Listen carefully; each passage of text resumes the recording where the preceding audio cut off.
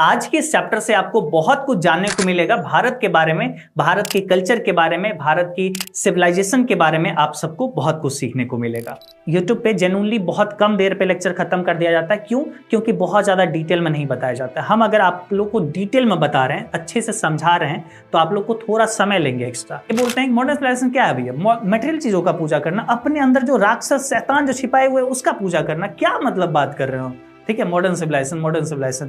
लेकिन मेनली आपको समझ में आ गया कि यहाँ से एक सब्जेक्टिव क्वेश्चन भी बनता है, जो इस पैराग्राफ में आप अपने शब्दों में लिख सकते हो उसका आंसर। कैरेक्टरिस्टिक्स क्या है, मतलब जो मुख्य विशेषताएं हैं, जो अंतर है वो क्या है? मॉडर्न सिविलाइजेशन ह्यूमन वांट्स को इनफाइनाइट मल्टीप्लिसिटी करता है, लगातार बढ़ाता है, और इंडियन सिविलाइजेशन या एंशिएंट सिविलाइजेशन क्या करता है? रेस्ट्रिक्शंस लगाता है ना, एक प्रतिबंध लगाता है उस पर कि हम लोग का अपने वांट्स को कंट्रोल करके रखना चाहिए। ये बोलते हैं अपने कंट्रीमैन को, है ना, that is that we must shun it, मतलब सन इट का मतलब दूर रहना, एट ऑल कॉस्ट, किसी भी कीमत पे हम लोग को दूर रहना है उससे, हम लोग को नहीं अपनाना मॉडर्न सिविलाइजेशन। ये महात्मा गांधी जी सीधा बोलते हैं। ऐसे लोग जो महात्मा गांधी जी को अच्छा नहीं मानते हैं ना, अभी मजा आएगा महात्मा गांधी जी की बातों को सुन के।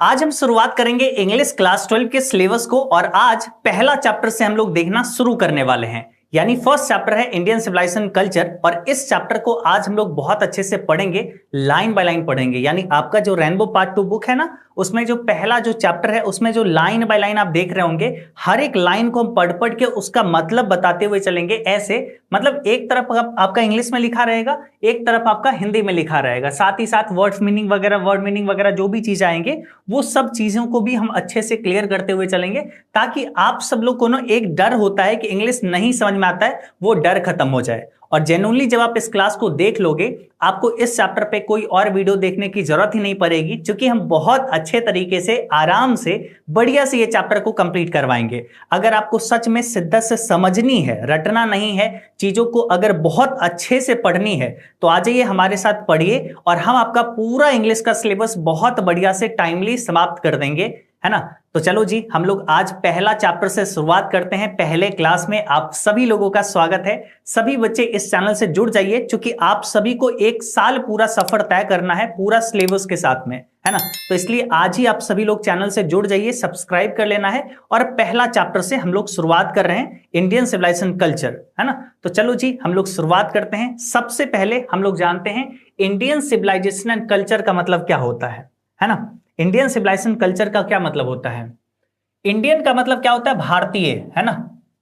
सिविलाइजेशन का मतलब होता है सभ्यता, है ना, भारतीय सभ्यता, और कल्चर का मतलब होता है संस्कृति, है ना, भारतीय सभ्यता और संस्कृति। हम लोग इसके बारे में पढ़ेंगे, ठीक है। यहाँ पे बेसिकली ये चैप्टर को कौन लिखे हैं? ठीक है, ये चैप्टर को लिखे हैं महात्मा गांधी जी, ठीक है। ये चैप्टर है क्या, अगर पूछा जाएगा ये बाबू क्या है, एस्से है, स्टोरी है, क्या है, तो ये आपको याद रखना है, ये एक एस्से है, यानी एक क्या है, एक निबंध हुआ ये, ठीक है, एक निबंध हुआ, ठीक है। एस्से है यानी एक निबंध हुआ।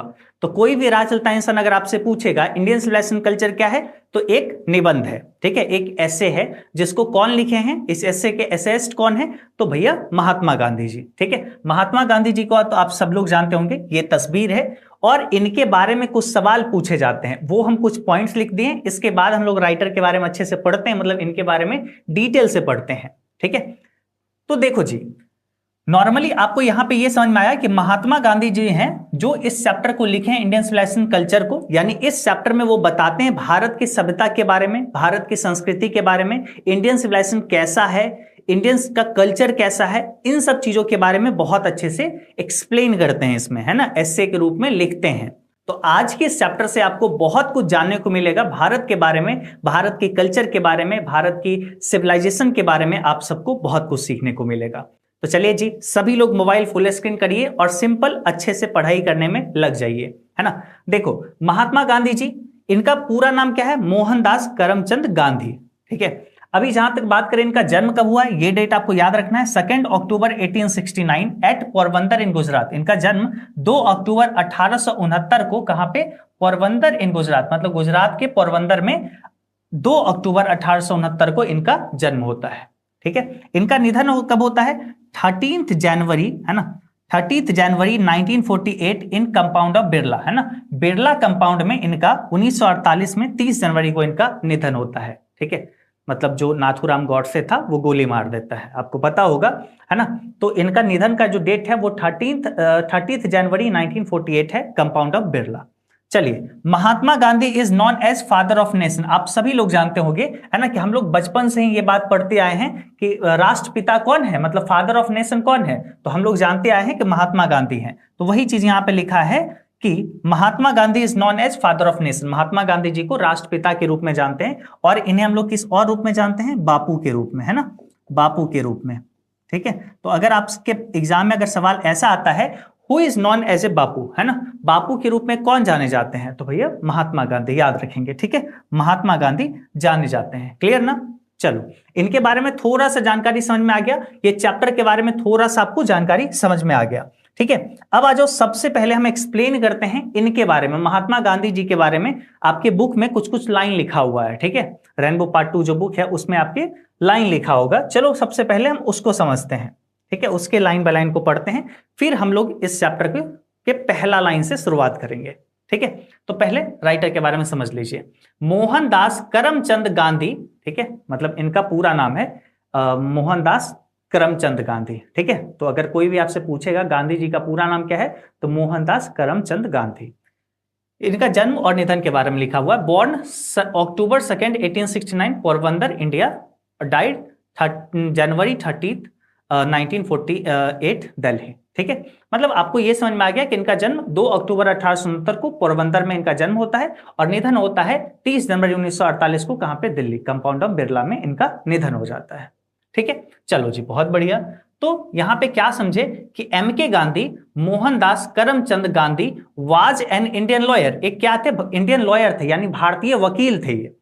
एंटी कॉलोनियल नेशनलिस्ट, मतलब एंटी कॉलोनियल नेशनलिस्ट, नेशनलिस्ट का मतलब होता है राष्ट्रवादी, एंटी कॉलोनियल का मतलब, कॉलोनियल होता है उपनिवेशवाद। जैसे क्या था ना, कि जैसे अंग्रेज लोग आया था तो इंडिया को एक कॉलोनी बना लिया था अपना, है ना, ऐसे ही कॉलोनी उसका बहुत सारा जगह था, वो उपनिवेशवाद जो बना लिया था। तो Mahatma Gandhi anti colonial nationalist थे, मतलब बोल सकते हैं उपनिवेशवाद विरोधी राष्ट्रवादी थे, कि नहीं, ऐसा चीज को वो स्वीकार नहीं करते हैं कि भाई जिसका जो देश है वो अपना अपना देश संभाले, वो ऐसे विचारधारा रखने वाले लोग में से थे।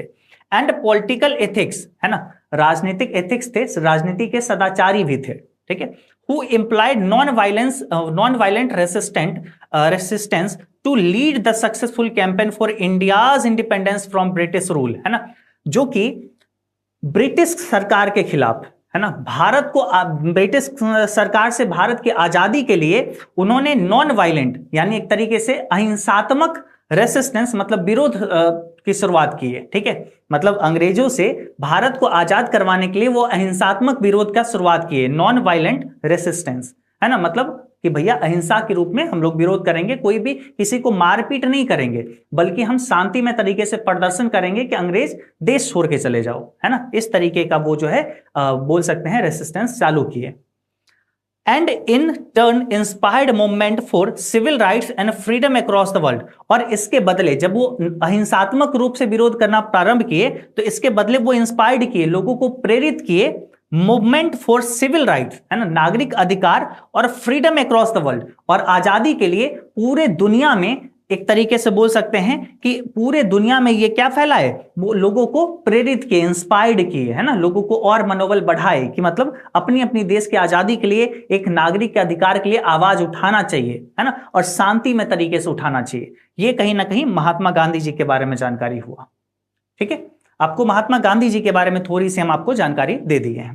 अब हम लोग को सबसे पहला जो पैराग्राफ है उससे हम लोग को शुरुआत करनी चाहिए। ठीक है, लेकिन पैराग्राफ हम देखें, इसमें क्या होता है ना, बहुत सारे ऐसे शब्द आते हैं जो शायद हो सकता है कि आपको नहीं समझ में आए, है ना, लेकिन मेरा यहां पे कहना यह है कि आपका ये वीडियो YouTube पे उपलब्ध सबसे बेस्ट वीडियो में होना चाहिए, है ना, तो इसलिए हम यहां पे क्या कर रहे हैं, ऐसे बना के आपको दे रहे हैं ताकि आपको हर एक चीज समझ में 100% आए।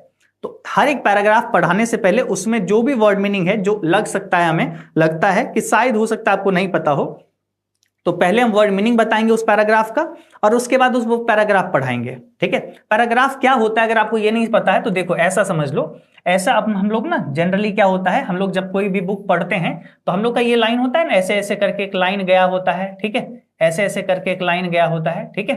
तो हम लोग का ये पैराग्राफ एक हुआ, ठीक है। फिर यहां से एक और अगला लाइन स्टार्ट हुआ, ठीक है, ठीक है। फिर हम लोग का यहाँ पे अगला लाइन स्टार्ट हुआ, तो ये हम लोग का क्या हुआ, ये हम लोग का पैराग्राफ हुआ। पैराग्राफ जैसे 1, ठीक है, पैराग्राफ जैसे 2, पैराग्राफ जैसे 3, ठीक है। मतलब यहाँ पे अलग अलग पैराग्राफ बदलते जाता है, ठीक है। तो इसको हम लोग पैराग्राफ जहां पे हम लोग कहते हैं। तो अब पैराग्राफ का यहाँ पे एक पैराग्राफ, हर एक पैराग्राफ बाय पैराग्राफ यहाँ पे दिया हुआ है, ठीक है। तो अब समझते हैं ना पहला पैराग्राफ में क्या है। देखो कुल मिला के कितने पैराग्राफ है अगर अपने पहला चैप्टर में, तो हम लोग चलो एक बार हम आपको वो भी बता देते हैं कुल मिला के कितने पैराग्राफ हैं। कुल मिला के 24 पैराग्राफ है। कितने हैं? 24 पैराग्राफ है। यानी आपको कुल मिला के 24 पैराग्राफ आज पढ़ने हैं, ठीक है, 24, जिसमें हम लोग पहला पैराग्राफ से शुरुआत करते हैं, ठीक है, फर्स्ट पैराग्राफ से। इसमें जो वर्ड मीनिंग है वो चलिए समझिए। इवॉल्व का मतलब होता है विकसित। इवॉल्व का मतलब क्या होता है? विकसित, ठीक है, कि जैसे इवॉल्व होना, जैसे ह्यूमन क्या हुआ, इवॉल्व हुआ, विकसित हुआ, ठीक है। बीटेन का मतलब होता है ना, बीटेन मतलब पीट देना। यहाँ पे बीटेन का मतलब है कि कोई पीछा ना छोड़ दे, है ना। ऐसा भारत इतना समृद्ध है कि इसको कोई पीछा नहीं छोड़ सकता, इसको कोई बीट नहीं कर सकता है, कोई पीछा नहीं छोड़ सकता, कोई मात इसको नहीं दे सकता है ना। एंसेस्टर्स का मतलब होता है पूर्वज, जो हमारे फोरफादर। एंसेस्टर्स का दूसरा एक शब्द है फोरफादर, जैसे हम लोग के जो पूर्वज होंगे, ठीक है, हम लोग के जो प्राचीन में लोग होंगे, हम लोग के दादा परदादा लोग, है ना, उनको कहते हैं एंसेस्टर्स। वेस्टर्नाइज, वेस्टर्नाइज का मतलब पश्चिमीकृत, कि हम लोग पश्चिमी देशों की चीजों को अपना ले। पश्चिमी देश मतलब जो पश्चिम, इंग्लैंड वगैरह हुआ, ठीक है, अमेरिका हुआ, उन सब की चीजों को हम लोग अपना ले, उसको कहते हैं वेस्टर्नाइज, ठीक है। ग्लोरी, ग्लोरी का मतलब होता है महिमा, या फिर बोल सकते हैं ब्यूटी, ब्यूटी सुंदरता, ठीक है। ग्लोरी जो होता है महिमा या सुंदरता, ब्यूटी, है ना। पिटिबल कंडीशन का मतलब क्या होता है? पिटिबल कंडीशन का मतलब होता है दया वाली हालत, है ना, बहुत ही बुरा स्थिति, बैड सिचुएशन को हम लोग कहते हैं पिटिबल कंडीशन। तो पहला पैराग्राफ में यही कुछ वर्ड है जो आपको पहले बता दिए। अब चलते हैं पैराग्राफ हम पढ़ाते हैं और देखो आपको कैसे नहीं समझ में आता है, ठीक है। 100% समझ में आएगा, अच्छे से समझ में आएगा। चलो फर्स्ट पैराग्राफ हम लोग शुरुआत करते हैं। होप सो पहला पैराग्राफ आप सबको बढ़िया से समझ में आए। चलो जी, आई बिलीव, पहला लाइन है, I believe that the civilisation India has evolved is not to be beaten in the world, है ना। आई बिलीव मतलब मैं मानता हूं, दैट की the civilisation India has evolved is not to be beaten in the world, है ना। मैं मानता हूं कि सिविलाइजेशन इंडिया मतलब सभ्यता जो है भारत, है ना, वो इस तरीके से इवॉल्व हुआ है, इस तरीके से विकसित हुआ है, धीरे धीरे करके हमारी भारतीय सभ्यता क्या हुआ है, धीरे धीरे करके विकसित हुआ है। अलग अलग चीजें, अलग अलग धर्म, सब चीजों से हम लोग का एक सभ्यता बना है ना, एक हम लोग का समाज बना है। तो मैं मानता हूं कि that the civilisation India is evolved is not to be beaten in the world, है ना, कि इस तरीके से भारतीय सत्ता विकसित हुआ है, इसे कोई मात नहीं दे सकता है, कोई इसे पीछा नहीं छोड़ सकता है, ठीक है। Nothing can equal the seeds sown by our ancestors, है ना। Nothing can be equal the seeds, seeds का मतलब होता है बीज, उस बीज से सोन बाय मतलब वो बीज, सोन मतलब बोए, जो बीज हमारे पूर्वज बोल के गए उसके बराबर कोई नहीं है। Nothing can equal the seeds sown by our ancestors, हमारे पूर्वज जो बीज बो के गए उसके बराबर कोई नहीं है। यानी हम लोग का जो पूर्वज हम लोग को जो रास्ता दिखा के गए उसके बराबर कोई नहीं है, ठीक है। रोम वेंट, आप देख सकते हैं कि रोम की सभ्यता समाप्त हो गई, रोम खत्म हो गया, ठीक है। Greece said the same faith, है ना, ग्रीस का भी कुछ ऐसा ही भाग्य रहा, ठीक है। The might of the Pharaoh, है ना, might of the Pharaoh was broken, है ना, जो फेरो जो होता है, फेरो कहते हैं उसको, ठीक है। इजिप्ट के जो है रूलर्स जो होते हैं, शासक जो होते हैं, उसको कहते हैं फेरो, है ना। तो फेरो का भी जो बोल सकते हैं कि जो माइट था, जो उसका जो है ताकत था, वो भी खत्म हो गया, ठीक है। जापान हैज बिकम वेस्टर्नाइज, और जापान भी एक तरीके से देख सकते हैं कि पश्चिमीकृत बन गया, वो वेस्टर्नाइज बन गया, पश्चिमी देश को अपना लिया, उसकी सभ्यता को अपना लिया। Of China nothing can be said, और चाइना के बारे में हम लोग कुछ नहीं कह सकते हैं, ठीक है, कि चाइना क्या कर रहा है। मतलब यहां पे ये बताते हैं कि बहुत बहुत प्राचीन सभ्यता था, रोम की सभ्यता बहुत प्रसिद्ध सभ्यता था, समाप्त हो गई। ग्रीस का भी कोई वैसा ही हाल हुआ, ग्रीस भी खत्म हो गया, ठीक है। फेरो जो है बहुत इजिप्ट का जो है शासक हुआ करता था, वो भी समाप्त हो गया। जापान देख सकते हैं वेस्टर्नाइज बन गया, अपनी सभ्यता को छोड़ के पश्चिमी देश की सभ्यता को अपना लिया, ठीक है। चाइना के बारे में कुछ कहा नहीं जा सकता है।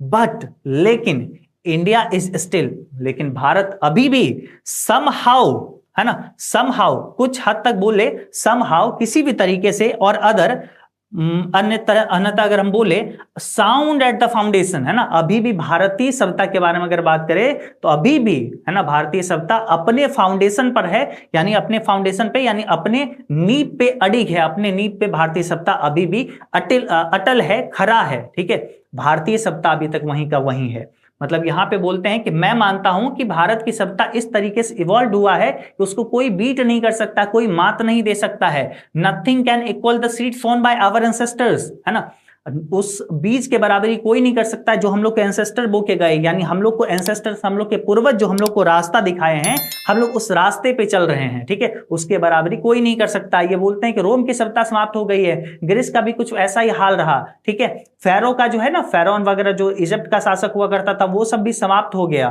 ठीक है, जापान वेस्टर्नाइज हो गया, चाइना के बारे में कुछ कहा नहीं जा सकता, मतलब सब अपनी अपनी सभ्यता को खो चुका है। बट इंडिया इज स्टिल, लेकिन भारत अभी भी समहाउ और other at sound eight foundation, मतलब लेकिन भारत के बारे में अगर बात करें तो भारत जो है अभी भी कुछ हद तक बोले तो भारत अभी भी अपने नींव पे अडिग है ना, भारत अभी भी अपने जो उसका फाउंडेशन था, जो उसका बेस था, अभी तक भारत अटल है, भारत अभी तक अलग नहीं हुआ है, अपनी सभ्यता को नहीं छोड़ा है। ठीक है, ये यहां पे बोले हैं। ठीक है, आगे बढ़ते हैं। पैराग्राफ नंबर 1, होप सो आप सबको समझ में आ गया होगा कि यहाँ पे बताएं कि भारत की सत्ता को कोई नहीं छेड़छाड़ कर सकता, इसको कोई मात नहीं दे सकता, सबकी सत्ता समाप्त हो गई, लेकिन भारत अभी भी अपने सत्ता, अपने वसूलों पे खड़ा है। ठीक है, चलो पैराग्राफ नंबर 2 पे हम लोग आते हैं। इसमें यहाँ पे बोले हैं इमूवेबल। इमूवेबल का मतलब होता है अटल। ठीक है, इमूवेबल का मतलब होता है अटल। अनसिविलाइज्ड का मतलब होता है असभ्य। ठीक है, इग्नोरेंट का मतलब होता है अज्ञानी। ठीक है, स्टॉलिड का मतलब होता है मंद बुद्धि, है ना, कम दिमाग वाला, मंद बुद्धि। ठीक है, भारत के लोगों को ऐसा बहुत लोग बोलते थे पहले, स्टॉलिड है, मंद बुद्धि का है, इग्नोरेंट है, अज्ञानी है, अनसिविलाइज्ड है, असभ्य लोग हैं। ठीक है, मेरिट, मेरिट का मतलब होता है गुण, योग्यताएं। एनविल ऑफ एक्सपीरियंस मतलब अनुभवों का गठरी, है ना, भारत के पास भैया एनविल ऑफ एक्सपीरियंसेस है, अनुभवों का गठरी है। हम लोग देखे हैं, जो रास्ता हम लोग देखे हैं ना, जो रास्ता पूर्वज चलते हैं, उस रास्ते, उस अनुभव वाली रास्ता पे हम लोग चलते हैं। ठीक है, चार्ज का मतलब होता है आरोप, है ना। टेस्टेड का मतलब होता है परीक्षित, जो हम लोग टेस्ट कर चुके हैं कि देखे हैं वो सही है, उस चीज को हम अपनाते हैं। डेयर का मतलब होता है साहस करना। थ्रस्ट का मतलब होता है थोपना। ठीक है, कि हम कोई चीज थ्रस्ट कर रहे हैं, किसी पे थोप रहे हैं जबरदस्ती। स्टेडी का मतलब होता है स्थिर रहना। और सीट एंकर का मतलब होता है मुख्य सहारा। सीट एंकर का मतलब मुख्य सहारा। ठीक है, चलो जी, अब हम लोग पैराग्राफ नंबर 2 पे आते हैं। ठीक है, यहाँ पे कुछ वर्ड मीनिंग है जिसको आप एक बार दोबारा से चाहोगे तो वीडियो को रोक के पढ़ सकते हैं। ठीक है, चलो जी, हम लोग अब पैराग्राफ नंबर 2 को शुरुआत करते हैं। समझिएगा यहाँ पे।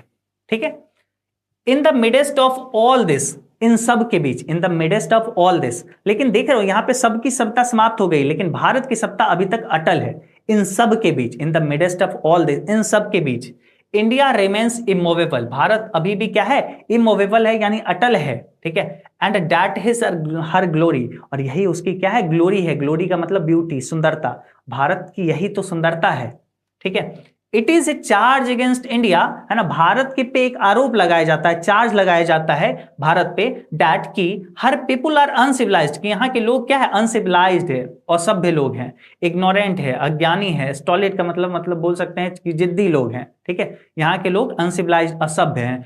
इग्नोरेंट है मतलब बोल सकते हैं अनपढ़ है, अज्ञानी है। स्टॉलिड है यानी मूर्ख है, ऐसा आरोप लगाया जाता है। ठीक है, दैट इज नॉट पॉसिबल, ये पॉसिबल नहीं है ना। ये जो बोल सकते हैं, ये जो आरोप लगाते हैं पश्चिमी देश भारत पे कि भारत के लोग क्या है, स्टॉलिड है ना, अनसिविलाइज्ड है, इग्नोरेंट है, मतलब एक तरीके से भारत के लोग असभ्य है ना, अज्ञानी है यानी अनपढ़ है, स्टॉलिड है यानी बोल सकते हैं कि जिद्दी लोग सब हैं। ठीक है, दैट इज नॉट पॉसिबल, ये संभव नहीं है to induce them to adapt any changes, कि उन्हें हम लोग इंड्यूस कर सकें, उन्हें हम लोग फोर्स करें ये सब बोल के कि वो भी अपनी सत्ता को बदल ले। कि ये सब बोल देते हैं कि वो लोग मूर्ख है, अज्ञानी है, वो लोग मतलब जिद्दी लोग है, कि नहीं जो चीज हम फॉलो करें उसी को फॉलो करेंगे, ऐसा ऐसा बोल के हम लोग को टोंट मार के हम लोग को कोई ऐसा इंड्यूस करे, हम लोग को फोर्स करें कि ये सब बोलने से ये लोग चेंज हो जाएगा, वो लोग पश्चिमी सत्ता को अपनाने लगेगा, तो हम लोग नहीं कर सकते हैं इसका, है ना। दैट इज नॉट पॉसिबल, है ना, ये संभव नहीं है। ठीक है, यहाँ पे महात्मा गांधी जी बोलते हैं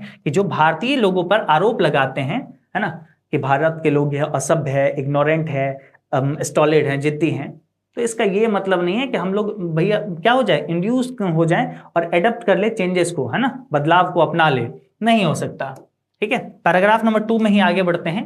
it is a charge really against our merit, हम लोग की योग्यता के खिलाफ ये आरोप है। ये जो आरोप लगाते हैं लोग, है ना, कि भारत के लोग अज्ञानी, अनपढ़, मूर्ख हैं, तो कहीं ना अज्ञानी, अनपढ़ और जिद्दी हैं, तो कहीं ना कहीं ये जो चार्ज, ये जो आरोप लगाए जाते हैं, ये हमारी योग्यता के खिलाफ लगाए जा रहे हैं। ठीक है, वॉट वी हैव टेस्टेड, हम लोग ने जो परीक्षित किया है, जो हम लोग ने देखा है, जो रिजल्ट हम लोग ने पाया है, and found true on the anvil of experience, और अनुभवों क्या पिटारा से जो हम लोग ने पाया है, ठीक है, जो आज तक हम लोग का अनुभव है और जो हम लोग ने टेस्ट किया उससे जो पाया है, वी डेयर नॉट चेंजेस, हम लोग उसमें कोई बदलाव नहीं कर रहे हैं, उसमें बदलाव करना भी नहीं चाहते हैं। ठीक है, मैनी थ्रस्ट, बहुत सारे लोग थ्रस्ट करते हैं, बोल सकते हैं कि मतलब एक तरीके से ऐसा कि हम लोग को ऐसा समझो कि थ्रस्ट का मतलब सिंपल कि उसे जिद करते हैं, कि उसे बोलते हैं। थ्रस्ट का भी जस्ट हम आपको बताएं ना कि थ्रस्ट मतलब होता है वो थोपना, बहुत सारे लोग हम लोग पे थोपते हैं। ठीक है, बहुत सारे लोग हम लोग पे ऐसा करते हैं। मैनी थ्रस्ट देयर एडवाइसेस, बहुत सारे लोग आए और अपनी एडवाइस दिए, मतलब अपनी सलाह हम पे थोपे, है ना। अपॉन इंडिया, भारत के लोगों पर बहुत सारे लोग आए और अपनी अपनी सलाह दिए कि भारत के लोग जो है ना थोड़ा ऐसा, उन लोग को थोड़ा चेंजेस करना चाहिए, नई चीजों को अपनाना चाहिए। ठीक है, एंड सी रिमेन्स स्टडी, लेकिन भारत अभी भी अटल है। सी का यहाँ पे यूज किया गया क्योंकि भारत को हम लोग माता कह के बोलते हैं, इसलिए सी रिमेन्स स्टडी, भारत अभी भी अटल है। ठीक है, दिस इज हर ब्यूटी, और यही उसकी सुंदरता है। It is the sheet anchor of our hope, और यही हमारी सीट एंकर है, मुख्य जो है बोल सकते हैं हम लोग का मुख्य जो बोल सकते हैं उम्मीद है, जो होप है, आवर होप है, हमारे होप का सीट एंकर है, मुख्य कारण है। ठीक है, कि जो भारत अभी भी अटल है अपने रास्ते पे, जो उसका बोल सकते हैं जो एंसेस्टर्स, जो पूर्वज लोग जो हम लोग को पाथ दिए हैं, जो रास्ता दिए हैं, जो सीड सोन किए हैं, जो बीज बोए हैं, आज तक हम लोग उसी चीज को फॉलो करते हैं। यही हम लोग का क्या है, ग्लोरी है, सुंदरता है कि हम लोग अटल हैं अपनी चीजों पे। ठीक है, तो ये अपने लोग का पैराग्राफ नंबर 2 तक हुआ। पैराग्राफ नंबर 1 में आप नॉर्मली जाने कि भारत जो है ना एक अपने बोल सकते हैं कि सबका अपना अपना सत्ता समाप्त हो गया, लेकिन भारत का सत्ता अभी भी अपने सिचुएशन पर है।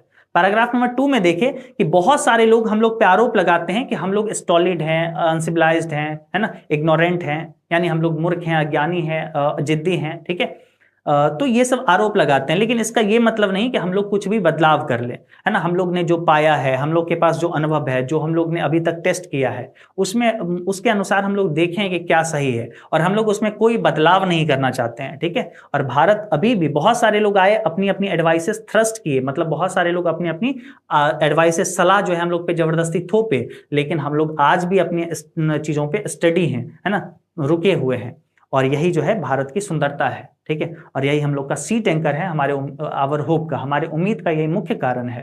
ठीक है, चलिए पैराग्राफ नंबर 3 पे आते हैं। पैराग्राफ नंबर 3 में क्या बोला गया है, इसमें है पैराग्राफ नंबर 3 में ड्यूटी। ड्यूटी का मतलब होता है कर्तव्य। ठीक है, ड्यूटी करना, कर्तव्य करना। ठीक है, मॉरलिटी का मतलब होता है नैतिकता, मॉरलिटी का मतलब नैतिकता।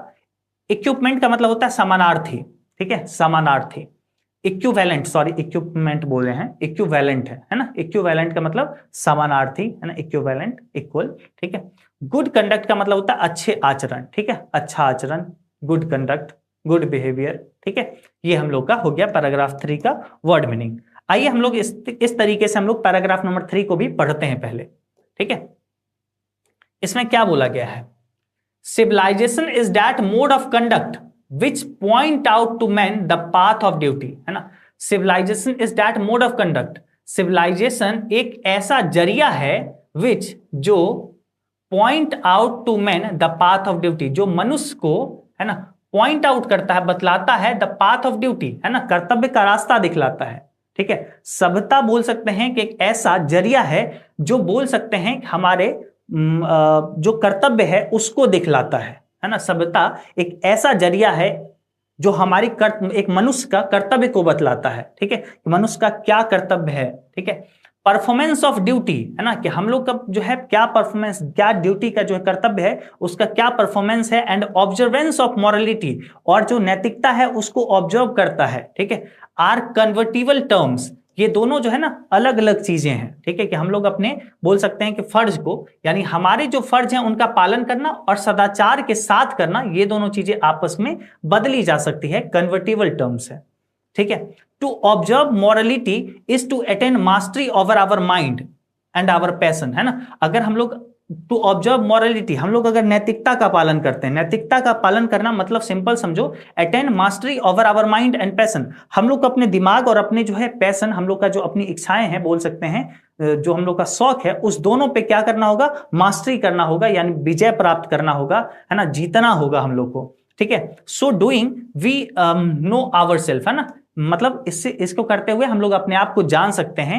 The Gujarati equivalent for civilisation mean good conduct, है ना, गुजराती में बोल सकते हैं सिविलाइजेशन का मतलब होता है गुड कंडक्ट, है ना, एक अच्छा व्यवहार। यहां से आपका ऑब्जेक्टिव क्वेश्चन बनता है, ठीक है। कहां से, यहां से, गुड कंडक्ट से। यहां से भी एक ऑब्जेक्टिव क्वेश्चन बनता है, ये वाला, ठीक है। Civilisation is that mode of conduct which point out to man the path, the man the dash, है ना, तो पाथ ऑफ ड्यूटी, ऑब्जेक्टिव बनता है। यहां पे बनता है the Gujarati equivalent for civilisation mean तो गुड कंडक्ट, ठीक है।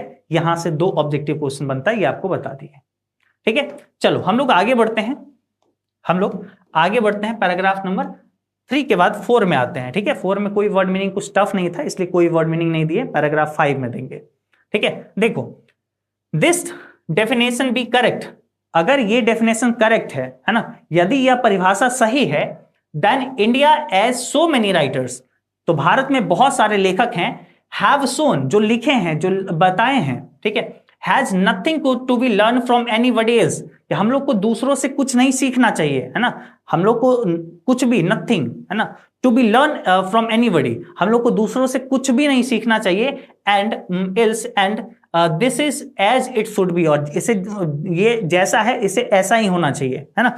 मतलब अगर ये परिभाषा सही है कि मतलब बेसिकली भारत अभी भी अटल है अपनी चीजों पे, यहाँ पे पैराग्राफ नंबर 3 में जो बताया गया है, ठीक है, कि गुजराती में जो सभ्यता का मतलब होता है गुड कंडक्ट, अच्छा व्यवहार, और ये सब चीज जो है ना, हम लोग को अगर मॉरलिटी, नैतिकता को समझना है तो हम लोग को अपने दिमाग पे काबू करना होगा। भारत जो है अभी भी अपने चीजों पे अटल है। अगर ये सब परिभाषा अगर सही हुआ, ठीक है, तो इंडिया, भारत के बारे में अगर बात करें तो बहुत सारे लेखक ऐसे हैं जो बोले हैं, है ना, कि भारत को किसी से कुछ नहीं सीखना चाहिए, ये जैसा है इसे ऐसा ही रहना चाहिए, ठीक है। आगे देखते हैं पैराग्राफ नंबर 5 में, और यहां पे देखिए क्या है, रेस्टलेस बर्ड का मतलब अशांत पक्षी, है ना, यानी बेचैन पक्षी, ठीक है। वांट्स का मतलब होता है चाहत, हम लोग की इच्छाएं जो होती है, ठीक है। अनसेटिस्फाइड का मतलब होता है असंतुष्ट। इंडल का मतलब होता है अनुमति देना, ठीक है। पैशन का मतलब होता है भावनाएं। उसके बाद अनब्रीडेबल का मतलब होता है अनियंत्रित। उसके बाद है इंडलिजेंस का मतलब होता है लुभावने, ठीक है। तो ये अपने पास कुछ पैराग्राफ 5 में कुछ वर्ड मीनिंग हुआ। अब आइए पैराग्राफ नंबर 5 को स्टार्ट करते हैं। अभी तक आप सबको कोई दिक्कत नहीं हो रहा होगा, मेन पॉइंट जो आएगा ना, जहां से ऑब्जेक्टिव बन सकता है, जहां पे सब्जेक्टिव बन सकता है, वो सब चीजें हम बताएंगे। और उस अकॉर्डिंग बात करें तो पैराग्राफ नंबर 5 बहुत ज्यादा इंपॉर्टेंट है। इससे आपके एग्जाम में सब्जेक्टिव भी बनता है, ऑब्जेक्टिव भी बनता है, श्योरली बनेगा, देखना। हम आपको बताते हैं ना, पहले पढ़ा देते हैं फिर बताते हैं। वी नोटिस डैट, हम डैट, है ना, हम लोग ने नोटिस किया, हम लोग ने अनुभव किया, हम लोग ने देखा, ठीक है। The mind is a restless word, कि हम लोग का दिमाग, माइंड जो है एक रेस्टलेस वर्ड है, बेचैन पक्षी है, ठीक है। The more it get the more it want, जितना इसको मिलता है उतना ही और चाहता है, ठीक है। एंड स्टिल रिमेन्स अनसेटिस्फाइड, और फिर भी ये क्या है, असंतुष्ट रहता है ना। हम लोग ने देखा कि our mind is a restless word, है ना, कि हम लोग ने देखा कि हम लोग ने नोटिस किया कि माइंड, आवर माइंड, हम लोग का दिमाग जो एक बेचैन पक्षी है। द मोर इट गेट, जितना इसको मिलता है उतना ही और चाहता है, द मोर इट वांट, उतना ही और चाहता है, ठीक है। एंड रिमेन्स अनसेटिस्फाइड, और फिर भी असंतुष्ट रहता है, ठीक है। मतलब यहां पे बोला गया है कि हम लोग ने देखा कि हमारा दिमाग एक बेचैन पक्षी है, जितना इसको मिलता है उतना ही और चाहता है, और फिर भी ये असंतुष्ट रहता है। जैसे कि हम लोग के पास होता है ना, कि हम लोग सोचते हैं कि अच्छा ठीक है, हम लोग ना अभी बहुत गरीबी में है, कुछ एक नॉर्मल जॉब लग जाता तो हमें बहुत खुशी मिलता, है ना, लग गया जॉब। अब आपके मन में चलने लगेगा कि अब जॉब हो गया है ना, थोड़ा बहुत पैसा आता है, ये पैसा ना अगर आज हमें 40,000 का मंथली मिल रहा है तो ये हमें 60,000 का मिलने लगता है, तो हम बहुत कुछ कर पाते हैं, तो आपको वो भी मिलने लगा। आपका अब ऐसा चलने लगा कि आज देखो, आज मेरे पास ये सब है, लेकिन इतना काम नहीं करना पड़ता ना, तो अच्छा रहता। मतलब हम लोग का ना ख्वाहिश चलते रहता है। जैसे अगर हम लोग के पास साइकिल है तो हम लोग सोचेंगे मेरे पास बाइक होना चाहिए, बाइक हो जाएगा तो हम लोग संतुष्ट नहीं होंगे, उससे खुश नहीं हो जाएंगे। The more it get the more it want, जितना इसको मिलता है उतना ही और चाहता है। अब बाइक से सीधा आपको कार पे दिमाग जाएगा, कार रहता ना फिर अच्छा रहता, आराम से एसी में आराम से बैठ के चलते, ठीक है। कार भी हो जाएगा फिर भी आप संतुष्ट नहीं होगे, नहीं हमें लग्जरियस कार चाहिए, लैम्बोर्गिनी चाहिए, है ना। तो तो भैया अलग अलग ये जो ख्वाहिश जो है, ये ख्वाहिश रुकता नहीं है, बढ़ते ही जाता है। इसीलिए बोले हैं कि वी नोटिस्ड एज, हम लोग ने नोटिस किया, हम लोग ने देखा है, अनुभव किया है, mind is a restless word, कि हम लोग का दिमाग जो है एक रेस्टलेस वर्ड है, एक बेचैन पक्षी है। The more it get the more it want, जितना इसको मिलता है उतना ही और चाहता है, और रिमेन्स अनसेटिस्फाइड, और फिर भी ये असंतुष्ट रहता है। ठीक है, the more we indulge in our passion, जैसे जैसे हम लोग अपने पैशन में इंडल्ज होते जाते हैं, घुसते जाते हैं, हम लोग अपनी इच्छाओं पे जैसे जैसे घुसते जाते हैं, द मोर अनब्रेडेबल दे बिकम, है ना, वैसे वैसे उतने ही अनब्रेडेबल हम लोग होते जाते हैं, उतने ही हम लोग बेलगाम होते जाते हैं, अपने आप पे काबू नहीं कर पाते हैं। जैसे हम लोग की इच्छाएं बढ़ती जाती है, हम लोग अपने आप को काबू नहीं कर पा रहे हैं होते हैं। आवर एंसेस्टर्स, हमारे पूर्वज, है ना, Therefore, इसलिए set a limit to our indulgence, इसलिए हमारे पूर्वज जो है ना, हम लोग को इंडल्जेंस, जो हम लोग के ना बोल सकते हैं, जो लालच है, जो बोल सकते हैं हम लोग की जो इच्छाएं हैं, इंडल्जेंस का मतलब इच्छाएं ही होता है, जो हम लोग की मनोकामना है, जो हम लोग की इच्छाएं हैं, उस पे एक लिमिट सेट किए कि नहीं, ये एक नियंत्रण करो, इतना तक लिमिट है, इससे ज्यादा मतलब इच्छा मत रखो। ठीक है, दे सॉ दैट, वो देखते हैं कि happiness was largely A mental condition, है ना, हम लोग के पूर्वज देखते हैं कि हैप्पीनेस जो है, खुशियां जो है, लार्जली ए मेंटल कंडीशन, एक मानसिक स्थिति है। ठीक है, मानसिक स्थिति है कि आप जैसा सोचो ना, आप वैसा आपका माइंड काम करेगा, है ना, कि मतलब हैप्पीनेस जो होता है, खुशियां, ये एक मेंटल कंडीशन है, आपका दिमागी स्थिति कैसा, उस पर डिपेंड करता है खुशियां। मतलब आप, ऐसा नहीं है कि आप बहुत ज्यादा अमीर हैं तो आप बहुत ज्यादा खुश होंगे, और बहुत गरीब हैं तो आप बहुत ज्यादा नाराज होंगे, बल्कि आप देखते होंगे जो गरीब लोग होते हैं वो ज्यादा खुश रहते हैं, अरे भाई इतना ही में वो अपना खुश रहते हैं, अमीर लोग और टेंशन लिए रहते हैं। तो वही चीज यहाँ पे बोलते हैं, we notice that mind is a restless word, the more it get the more it want, है ना, जितना इसको मिलता है उतना ही और चाहता है, और ये सब चीजों को बतलाते हैं। ठीक है, अब देखो यहां से क्या ऑब्जेक्टिव क्वेश्चन बनती है, क्या सब्जेक्टिव क्वेश्चन बनती है। आपके एग्जाम में पूछेगा कि माइंड इज ए डैश, तो mind is a restless word, है ना, ये ऑब्जेक्टिव क्वेश्चन में ऐसा पूछा जाएगा। ठीक है, और आपसे पूछा जाएगा why Mahatma Gandhi says that, Mahatma Gandhi ऐसा क्यों कहते हैं कि mind is a restless word, कि माइंड जो है एक बेचैन पक्षी है, ऐसा क्यों कहते हैं। ठीक है, तो आपको यहां पे बताना होगा ना, ये पूरा का पूरा लिखना होगा। Mahatma Gandhi says mind is a restless word, Mahatma Gandhi कहते हैं माइंड एक बेचैन पक्षी है, बिकॉज, है ना, बिकॉज क्योंकि our mind is a restless word, the more it get the more it want, है ना, जितना इसको मिलता है उतना ही और चाहता है, और रिमेन्स अनसेटिस्फाइड, और फिर भी असंतुष्ट रहता है। ठीक है, और उसके बाद थोड़ा बहुत चीजें और लिखना है, तो हम सब्जेक्टिव क्वेश्चन पढ़ाएंगे आपको अलग से। ठीक है, लेकिन मेनली आपको समझ में आ गया कि यहां से एक सब्जेक्टिव क्वेश्चन भी बनता है, जो इस पैराग्राफ में आप अपने शब्दों में लिख सकते हो उसका आंसर। ठीक है, तो ये आपका क्या हुआ, पैराग्राफ नंबर 5। अब हम लोग का पैराग्राफ नंबर 6 पे हम लोग चलेंगे, है ना, और पैराग्राफ नंबर 6 को अब देखेंगे। अब आइए हम लोग यहाँ पे पैराग्राफ नंबर 6 के सारे वर्ड मीनिंग को पहले देखते हैं। इसमें अपने लोग का क्या बोला जा रहा है, इसमें अपने लोग का बोला जा रहा है कि डिस्यूडेड, डिस्यूडेड का मतलब क्या हुआ, रोकना, मना करना, है ना, रोकना, डिस्यूडेड करना मतलब किसी चीज को करने से मना कर देना। लग्जरियस मतलब विलासिताएं, प्लेजर्स का मतलब होता है सुख, है ना, बोल सकते हैं हैप्पीनेस। प्लॉ का मतलब होता है हल, जो किसान के खेतों में चलता है ना हल, वो। कॉटेज का मतलब होता है कुटिया, जो घर होते हैं छोटे छोटे झोपड़ी वाला, है ना, घास फूस का। चलिए, उसके बाद इन्वेंट का मतलब होता है आविष्कार करना। ठीक है, मशीनरी का मतलब मशीन, है ना, मशीन जैसे होता है ना, कुछ चीज का मशीन होता है, उसका आविष्कार होता है। ठीक है, फॉर फादर का मतलब होता है जैसे आवर एंसेस्टर्स, पूर्वज। ठीक है, हम लोग के जो दादा परदादा लोग। ठीक है, स्लेव्स का मतलब होता है गुलाम। मॉरल फेवर का मतलब होता है नैतिक धारणा। ठीक है, ड्यू डेलिब्रेशन का मतलब होता है गहन विचार विमर्श, गहन चिंतन करना, है ना, ड्यू डेलिब्रेशन इसका मतलब होता है। ठीक है, तो चलिए अब हम लोग पैराग्राफ नंबर 6 के लाइन बाय लाइन को देखते हैं। ठीक है, ऐसे कर करके हम लोग अभी अच्छे से पढ़ेंगे। आप सभी लोग मोबाइल फुल स्क्रीन में रखो और मेरे साथ बढ़िया से समझो, है ना, जरूरी है ये समझना। देखिए क्या है अपने पास, अभी तो सबसे पहले बोले थे कि माइंड जो है हम लोग का रेस्टलेस वर्ड है, जितना इसको मिलता है उतना ही और चाहता है। ठीक है, और उसके बाद बोले कि एक ऐसा देखा गया है कि जो हैप्पीनेस होता है ना, वो एक मेंटल चीजें हैं। ठीक है, मेंटल थिंकिंग है। ठीक है, कि मतलब हम लोग जैसा सोचते हैं वैसा हम लोग खुश रह सकते हैं या दुखी रह सकते हैं। तो अब उसी के रूप में आगे भी बात होती है। A man is not necessarily happy because he is rich, एक मनुष्य जो है, एक व्यक्ति है, ये जरूरी नहीं है कि वो हैप्पी हो क्योंकि वो अमीर है, वो खुश होगा क्योंकि वो अमीर है, ऐसा जरूरी नहीं है। ठीक है, और अनहैप्पी या दुखी होगा बिकॉज ही इज पुअर, या फिर वो दुखी होगा क्योंकि वो गरीब है। ऐसा जरूरी नहीं है कि एक व्यक्ति अमीर होगा तो वो आदमी खुश होगा और जो व्यक्ति गरीब होगा तो वो आदमी दुखी ही होगा, ऐसा जरूरी नहीं है। The rich are often seen to be unhappy, अक्सर देखा जाता है कि जो अमीर लोग होते हैं वो अनहैप्पी होते हैं, ना खुश होते हैं। The poor to be happy, लेकिन पुअर लोग, जो गरीब लोग होते हैं, वो लोग खुश होते हैं। ठीक है, millions will always remain poor, आज जो है बहुत सारे लोग हैं, लाखों ऐसे लोग हैं जो एक तरीके से बहुत गरीब हैं। ठीक है, जो बहुत गरीब हैं, अधिक गरीब हैं।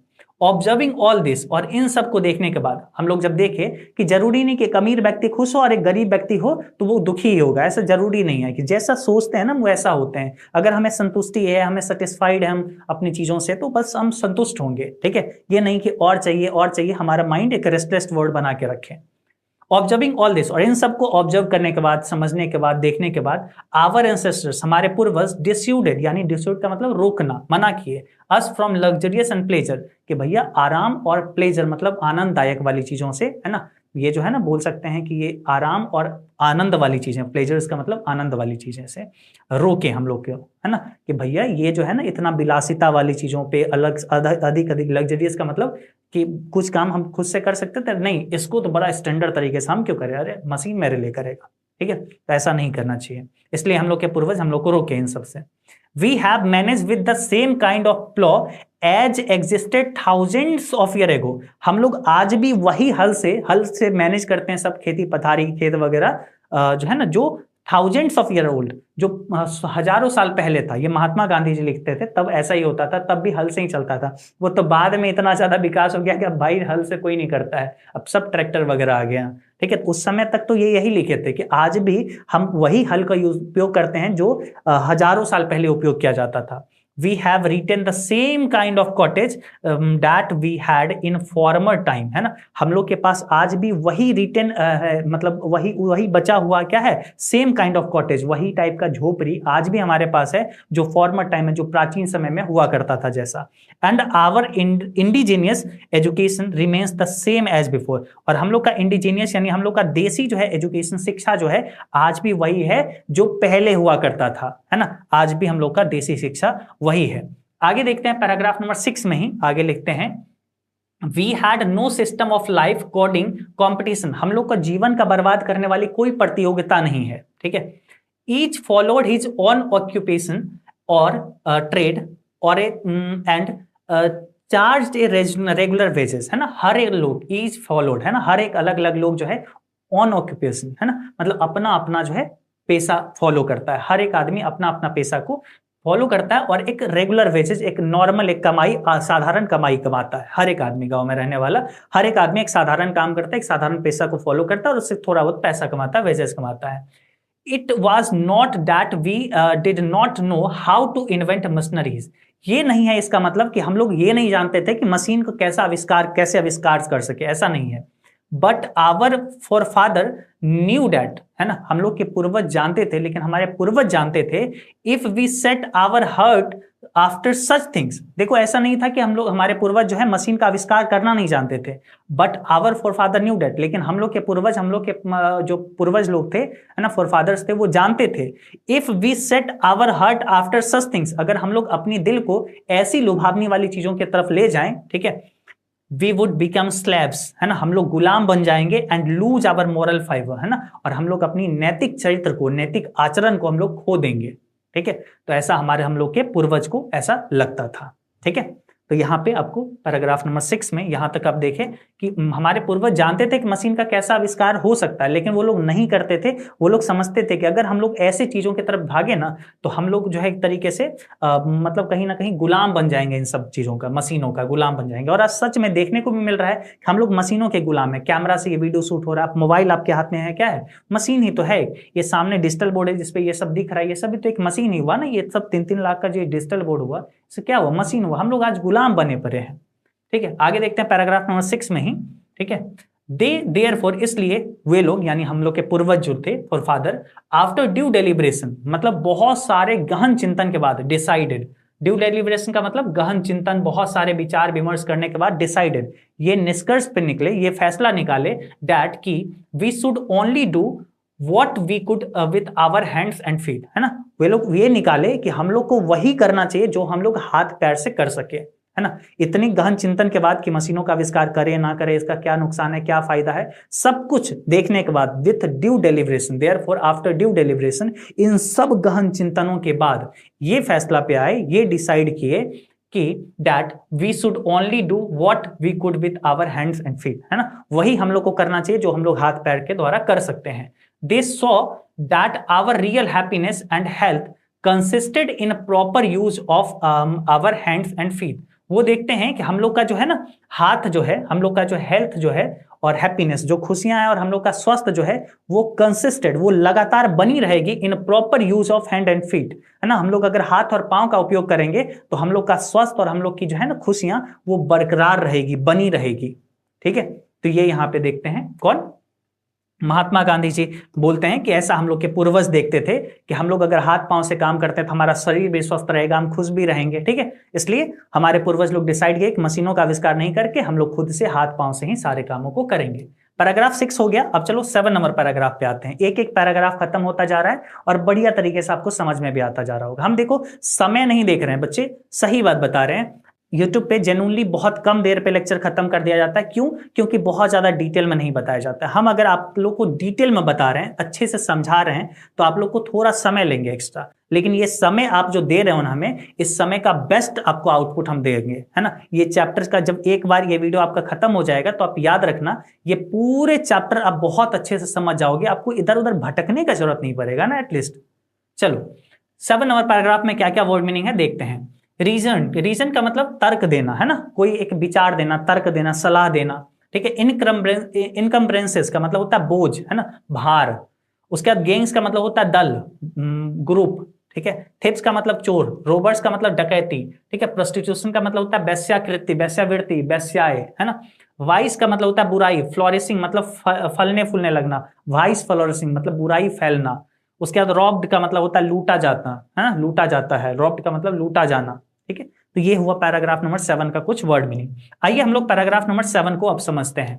ठीक है, इसमें अपने लोग का बोला गया है they further reason large cities. देखो हमारे पूर्वज तो बताए कि हम लोग को हाथ पांव से ही काम करना चाहिए। ठीक है, they further reason large cities where a snare of useless encumbrances and that people would be not happy in them, है ना। They further reason large cities, वे लोग लार्ज सिटी पर एक बोल सकते हैं एक तर्क देते हैं, वेयर ए स्नेयर, है ना, जहां पे एक जाल फैला हुआ है, एंड यूजलेस इनकम्ब्रेंसेस, इनकम्ब्रेंसेस का मतलब भार होता है, बोझ होता है, और बिना मतलब का भार है वहां के लोगों के दिमाग पे। ठीक है, and that people would not be happy, और वहां पे लोग खुश नहीं है। ठीक है, शहरों में जो है ये बताते हैं, शहरों के बारे में बताते हैं, एक तर्क देते हैं कि वहां पे ना एक जाल फैला हुआ है शहरों में। ठीक है, जो बेकार का बोझ बना के रखा हुआ है लोगों के दिमाग पे, है ना, और पीपुल जो लोग हैं वहां पे वो लोग भी हैप्पी नहीं है, वहां पे खुश नहीं है मेरे शहरों में।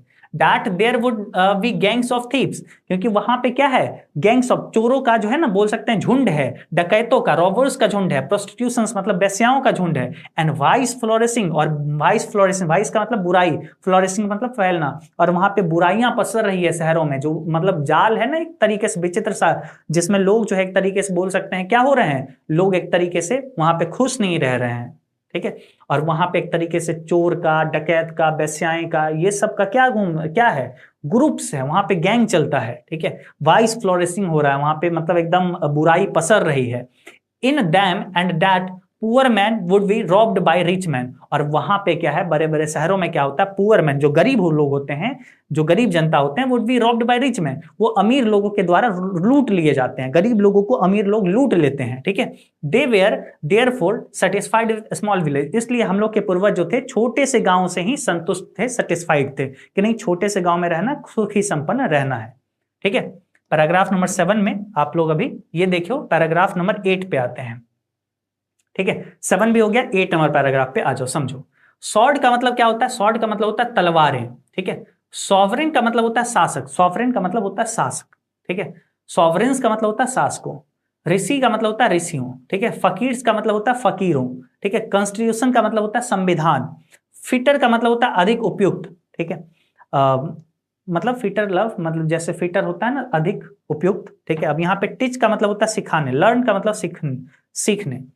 कोर्ट का मतलब होता है अदालतें, लॉयर्स का मतलब होता है वकील, डॉक्टर्स का मतलब होता है डॉक्टर, बॉन्ड्स का मतलब होता है सीमाएं, प्रोफेशन का मतलब होता है पेशे, सुपेरियर का मतलब होता है ऊपरी, वकील, वेद वेद, है ना। डिपेंडेंट मतलब आश्रित, टॉलरेबली मतलब सराहनीय रूप से, ठीक है। फेयर का मतलब निष्पक्ष, थॉट्स का मतलब चालाक, ल्योर का मतलब होता है बहकाना, एवल का मतलब बुराई, नोटिसेबल का मतलब ध्यान देने योग्य, और इंडिपेंडेंटली मतलब स्वतंत्र रूप से। क्योंकि भैया क्या ये सारे वर्ड मीनिंग याद करना पड़ेगा, हम कॉपी में लिख के याद करें, जरूरी नहीं है बच्चे, है ना। आप सब लोग मेरे साथ में जो पढ़ रहे हो ना, बस इसको एक मतलब के रूप में लो। जैसे हम कभी बुराई अगर एविल पढ़ेंगे तो उसका मतलब आप समझ लेना बुराई, हालांकि उसका हिंदी भी तो हम बताएंगे ना। कितना सारा चीज आप याद कर पाओगे, नहीं याद कर पाओगे इतना, फिर भी जितना हो सके जितना संभव है याद कर लोगे, अच्छा देगा, फायदा करेगा, ठीक है। लेकिन ऐसा कोई कंपलसरी नहीं है कि आपको इसी से एग्जाम में सवाल पूछेगा, है ना, कि बताओ बॉन्ड्स का मतलब क्या होता है सीमा, ऐसा नहीं होता है, ठीक है। ये आपको काम देगा चैप्टर को समझने में, पैराग्राफ को समझने में, ठीक है। आ जाओ हम लोग 8 नंबर पैराग्राफ पे आते हैं और 8 नंबर पैराग्राफ को हम लोग अब समझते हैं, ठीक है। स्वॉर्ड का मतलब क्या देखे, तलवारें। We they saw that king and their sword were inferior to the sword of ethics, है ना। दे सॉ, हम लोग के पूर्वज जो है वो देखते हैं, दैट किंग्स जो राजाएं होते हैं, एंड देयर स्वॉर्ड और उसकी तलवार जो होते हैं, वेयर इनफेरियर जो बहुत तुच्छ दिखता है, राजा और उसकी तलवार बहुत तुच्छ दिखता है, that the sword of ethics मतलब नैतिकता का जो है तलवार जो होते हैं उसके सामने राजा और उसकी तलवार छोटी नजर आती है, ठीक है।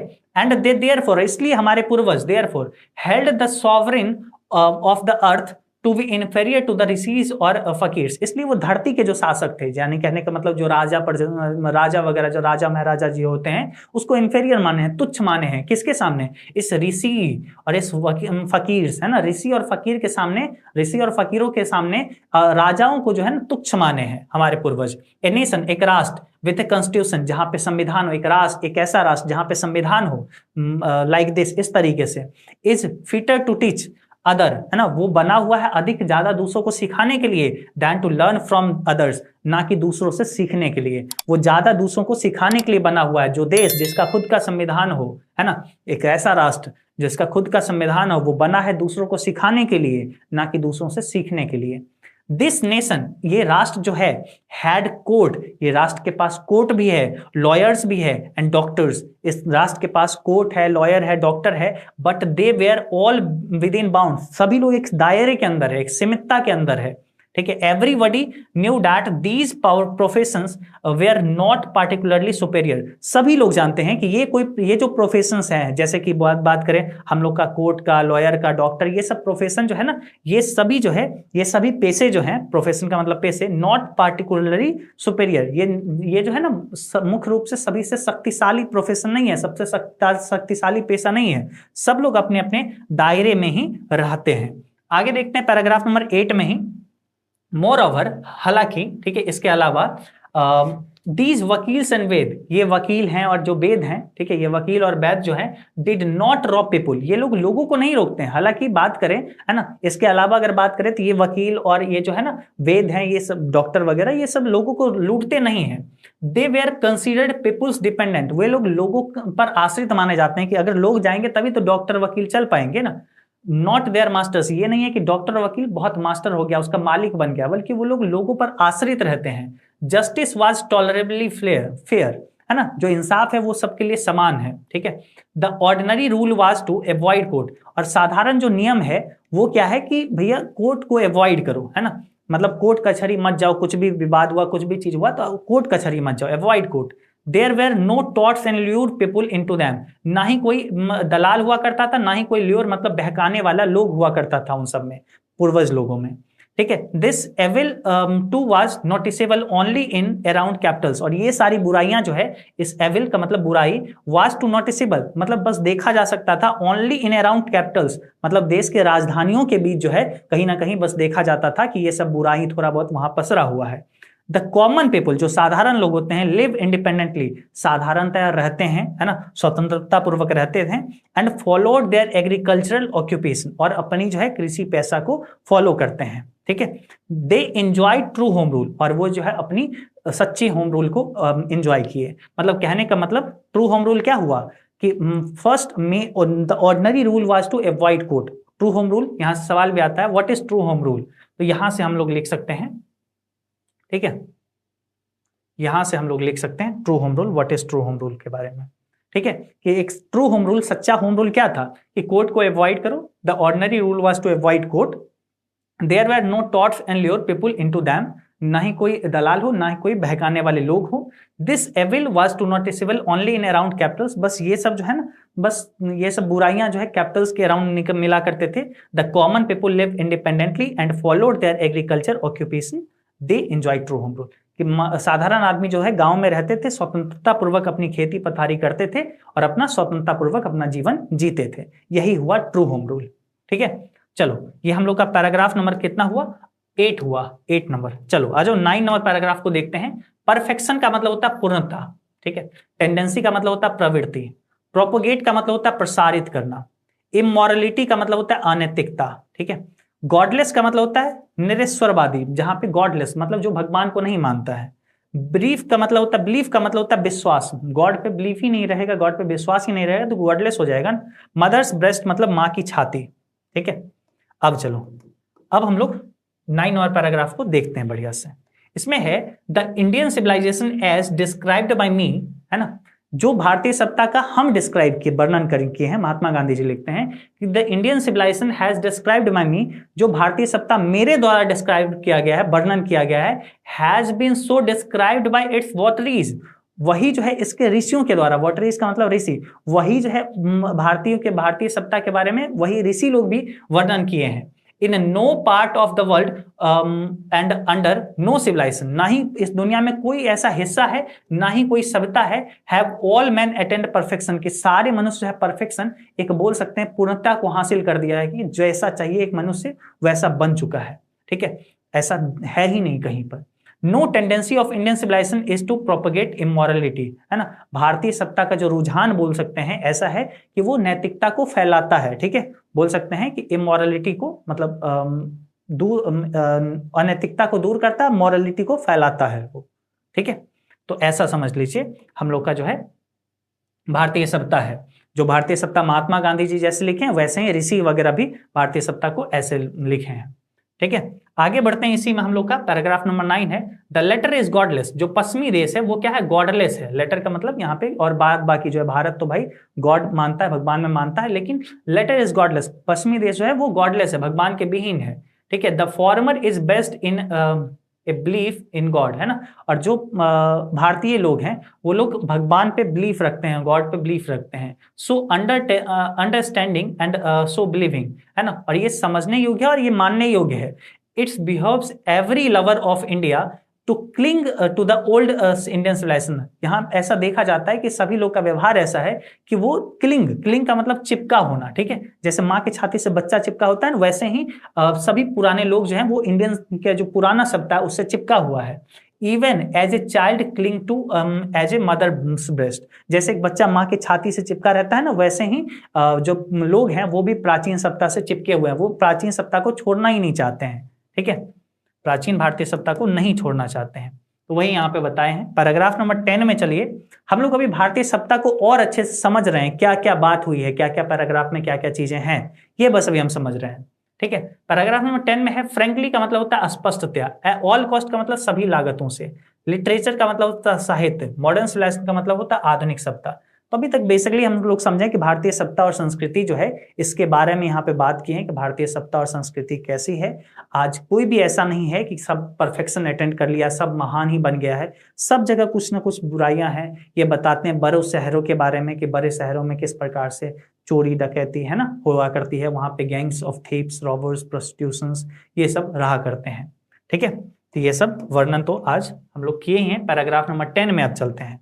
अब देखिए इसमें क्या बोला जा रहा है, इसमें बोला जा रहा है I am no hater of the west, कि मैं वेस्ट का यानी पश्चिमी देश है जैसे इंग्लैंड हुआ, अमेरिका हुआ, उन सब का हेटर नहीं हूं, मैं नफरत करने वाला नहीं हूं, मैं उसका दुश्मन नहीं हूं, ठीक है। महात्मा गांधी जी ऐसा बोलते हैं। अब देखो क्या यहाँ पे वो बोलते हैं, क्या जबरदस्त बोलते हैं, ठीक है, मजा आ जाएगा सबको। ऐसे लोग जो महात्मा गांधी जी को अच्छा नहीं मानते हैं ना, अभी मजा आएगा महात्मा गांधी जी की बातों को सुन के, ठीक है। ये बोलते हैं देखो मैं पश्चिमी देश का कोई बुराई करने वाला हेटर नहीं हूं, ठीक है, कि मैं अभी बोल रहा हूं कि भाई पश्चिमी देश वाले ऐसे हैं वैसे हैं, ठीक है, तो मैं ऐसा नहीं हूं कि उसको हेट ही कर रहा हूं, ठीक है। I am thankful to west for many things, है ना। I have learn from western literature, वो कहते हैं कि मैं वेस्ट को, पश्चिमी देश का शुक्रिया अदा करता हूं कि मैंने उसके साहित्य से, उसके वेस्टर्न लिटरेचर से, पश्चिमी साहित्य के बहुत कुछ सीखा। अब कहोगे भैया ये तो बड़ाई कर दी है ना कि पश्चिमी साहित्य से वो सीखे हैं बहुत कुछ, है ना। वो देखो अब ना अभी क्या बोलते हैं, वो बोलते हैं I am no hater of the west, मैं वेस्ट का नफरत करने वाला नहीं हूं। I am thankful to the west for many things I have learn from western civilization, कि मैंने बहुत कुछ सीखा है वेस्टर्न सिविलाइजेशन से, वेस्टर्न सभ्यता से, है ना, वेस्टर्न लिटरेचर से, वेस्टर्न लिटरेचर से, वेस्टर्न साहित्य से बहुत कुछ ये सीखे हैं, ठीक है। बट लेकिन I am thankful to modern civilization, लेकिन मैं मॉडर्न सिविलाइजेशन जो आधुनिक सभ्यता है वहां का, आधुनिक सभ्यता, फॉर टीचिंग मी दैट, कि मैं थैंकफुल हूं, मैं शुक्र अदा करता हूं, शुक्रगुजार हूं मॉडर्न सिविलाइजेशन का जो हमें ये सिखलाया, फॉर टीचिंग मी दैट, कि जो मॉडर्न सिविलाइजेशन जो पश्चिमी लोग अपनाते हैं ना, उस सभ्यता से हमने सीखा, जो हमें सिखलाया उसके लिए थैंकफुल हूं, है ना, कि मॉडर्न सभ्यता से हमने सीखा। क्या सीखा अब देखो, क्योंकि मैं अभी तक तो बड़ाई कर रहे हैं, अब देखो, if I want India to rise to its fullest height, है ना, अगर हम चाहते हैं, अगर मैं चाहता हूं कि भारत अपना पूरी ऊंचाई तक बढ़े, विकसित करे, विकास करे, I must tell my countryman frankly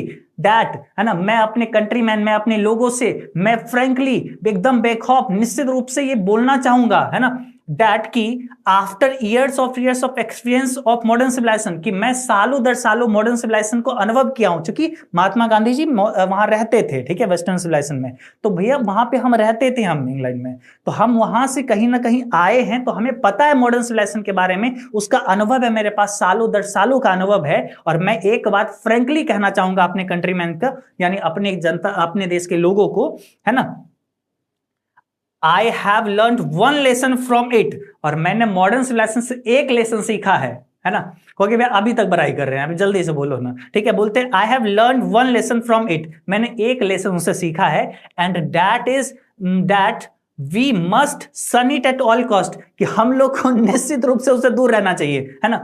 ये बोलते हैं कि मैं थैंकफुल हूं, मैं कोई हेटर नहीं हूं वेस्ट का, मैं थैंक्स करता हूं वेस्टर्न लिटरेचर से, मैंने बहुत कुछ सीखा है, मैंने ये सीखा, है ना, मॉडर्न सिविलाइजेशन से भी ये सीखा, मॉडर्न सिविलाइजेशन को भी थैंक्सफुल हूं कि भैया उनसे हम सीखे कि अगर हमें भारत को पूरी ऊंचाई तक ले जाना है ना, तो हमें निश्चित रूप से, मैं अपने सारे लोगों से कहना चाहूंगा, चूंकि मैं वेस्टर्न में रह के आया हूं, मैं जानता हूं मॉडर्न सिविलाइजेशन को, तो मैं अपने सारे लोगों को फ्रेंकली बोलूंगा कि भाई साहब हमें उससे दूर रहना है ना, ऐसा मैंने सीखा है ना। इसलिए वो थैंक्स करते कि भाई हम वहां पे रह के सीख गए कि भाई हमको ये नहीं फॉलो करना है, ठीक है, हमको छोड़ना है, ये मॉडर्न सिविलाइजेशन नहीं अपनाना है। ये बोलते हैं अपने कंट्रीमैन को, है ना, that is that we must shun it, मतलब सन इट का मतलब दूर रहना, एट ऑल कॉस्ट, किसी भी कीमत पे हम लोग को दूर रहना है उससे, हम लोग को नहीं अपनाना है मॉडर्न सिविलाइजेशन। ये महात्मा गांधी जी सीधा बोलते हैं। भाई सोचो कितना बड़ा बेइज्जती मारे हैं, एकदम घुमा दी ये बात को, ठीक है, कि वेस्टर्न सिविलाइजेशन से हमने एक ही चीज सीखा कि भाई इसको नहीं अपनाना है, ठीक है,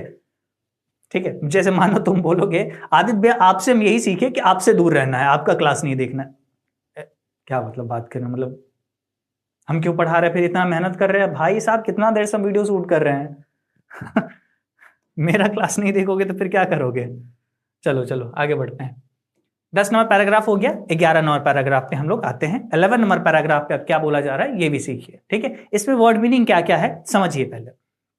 वर्शिप का मतलब होता है पूजा करना, पाठ करना, है ना, किसी चीज का, देवी देवता का पूजा करना, वर्शिप करना, है ना, इसको। ब्रूट का मतलब होता है जंगली, उग्र, यानी हम लोग के अंदर जो राक्षस है उसको कहते हैं ब्रूट, ठीक है। उसके बाद है अनएडल्टरेटेड, है ना, मतलब होता है निर्मल, या बोल सकते हैं जो परिपक्व नहीं हुआ होगा, ठीक है, ऐसा, अपरिष्कृत। ट्रियम्फ का मतलब होता है विजय, है ना, मतलब बोल सकते हैं जश्न, ठीक है।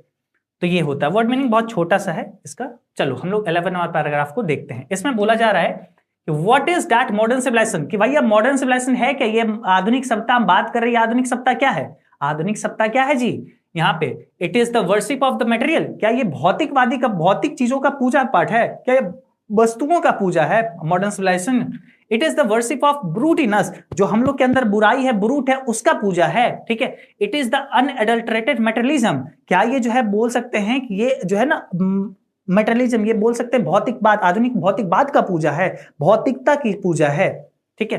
And the modern civilization is nothing, है ना, मॉडर्न सिविलाइजेशन कुछ भी नहीं है if it does not think at every step of triumph of modern civilization. Modern civilization कुछ नहीं है अगर मॉडर्न सिविलाइजेशन हर एक स्टेप जो एक थोड़ा सा आगे बढ़ता है उसको जस्ट नहीं मनाया कि अरे हम मॉडर्न सिविलाइजेशन है ना, डांस ना करें, ठीक है, तब तक मॉडर्न सिविलाइजेशन कुछ नहीं है भैया, ठीक है। तो यहाँ पे ऐसा बात है, ये बोलते हैं कि मॉडर्न सिविलाइजेशन क्या है भैया, मटेरियल चीजों का पूजा करना, अपने अंदर जो राक्षस शैतान जो छिपाए हुए उसका पूजा करना, क्या मतलब बात कर रहे हो, ठीक है। मॉडर्न सिविलाइजेशन अपने अंदर राक्षस छिपा के मशीनों से काम करवा रहे, अपने हाथ पैर को एकदम बैठा दिए हम निरस होके, है ना, अपने हाथ पांव से काम करो। यहाँ पे मॉडर्न सिविलाइजेशन वाला हाल नहीं, इंडियन सिविलाइजेशन वाला फॉलो करो। महात्मा गांधी जी ये चीज बोलते हैं कि हम लोग के पूर्वज भी चाहते थे एकदम जो इंडियन सिविलाइजेशन है वो बेस्ट है, क्योंकि हम लोग हाथ पांव से काम करते हैं, ठीक है। हम लोग का ये 11 नंबर पैराग्राफ हो गया। 12 नंबर में भी कुछ खास वर्ड मीनिंग है नहीं, ठीक है, 12 नंबर में कुछ खास वर्ड मीनिंग है नहीं, इसका वर्ड मीनिंग नहीं दिए हैं, समझ लीजिए यहाँ पे।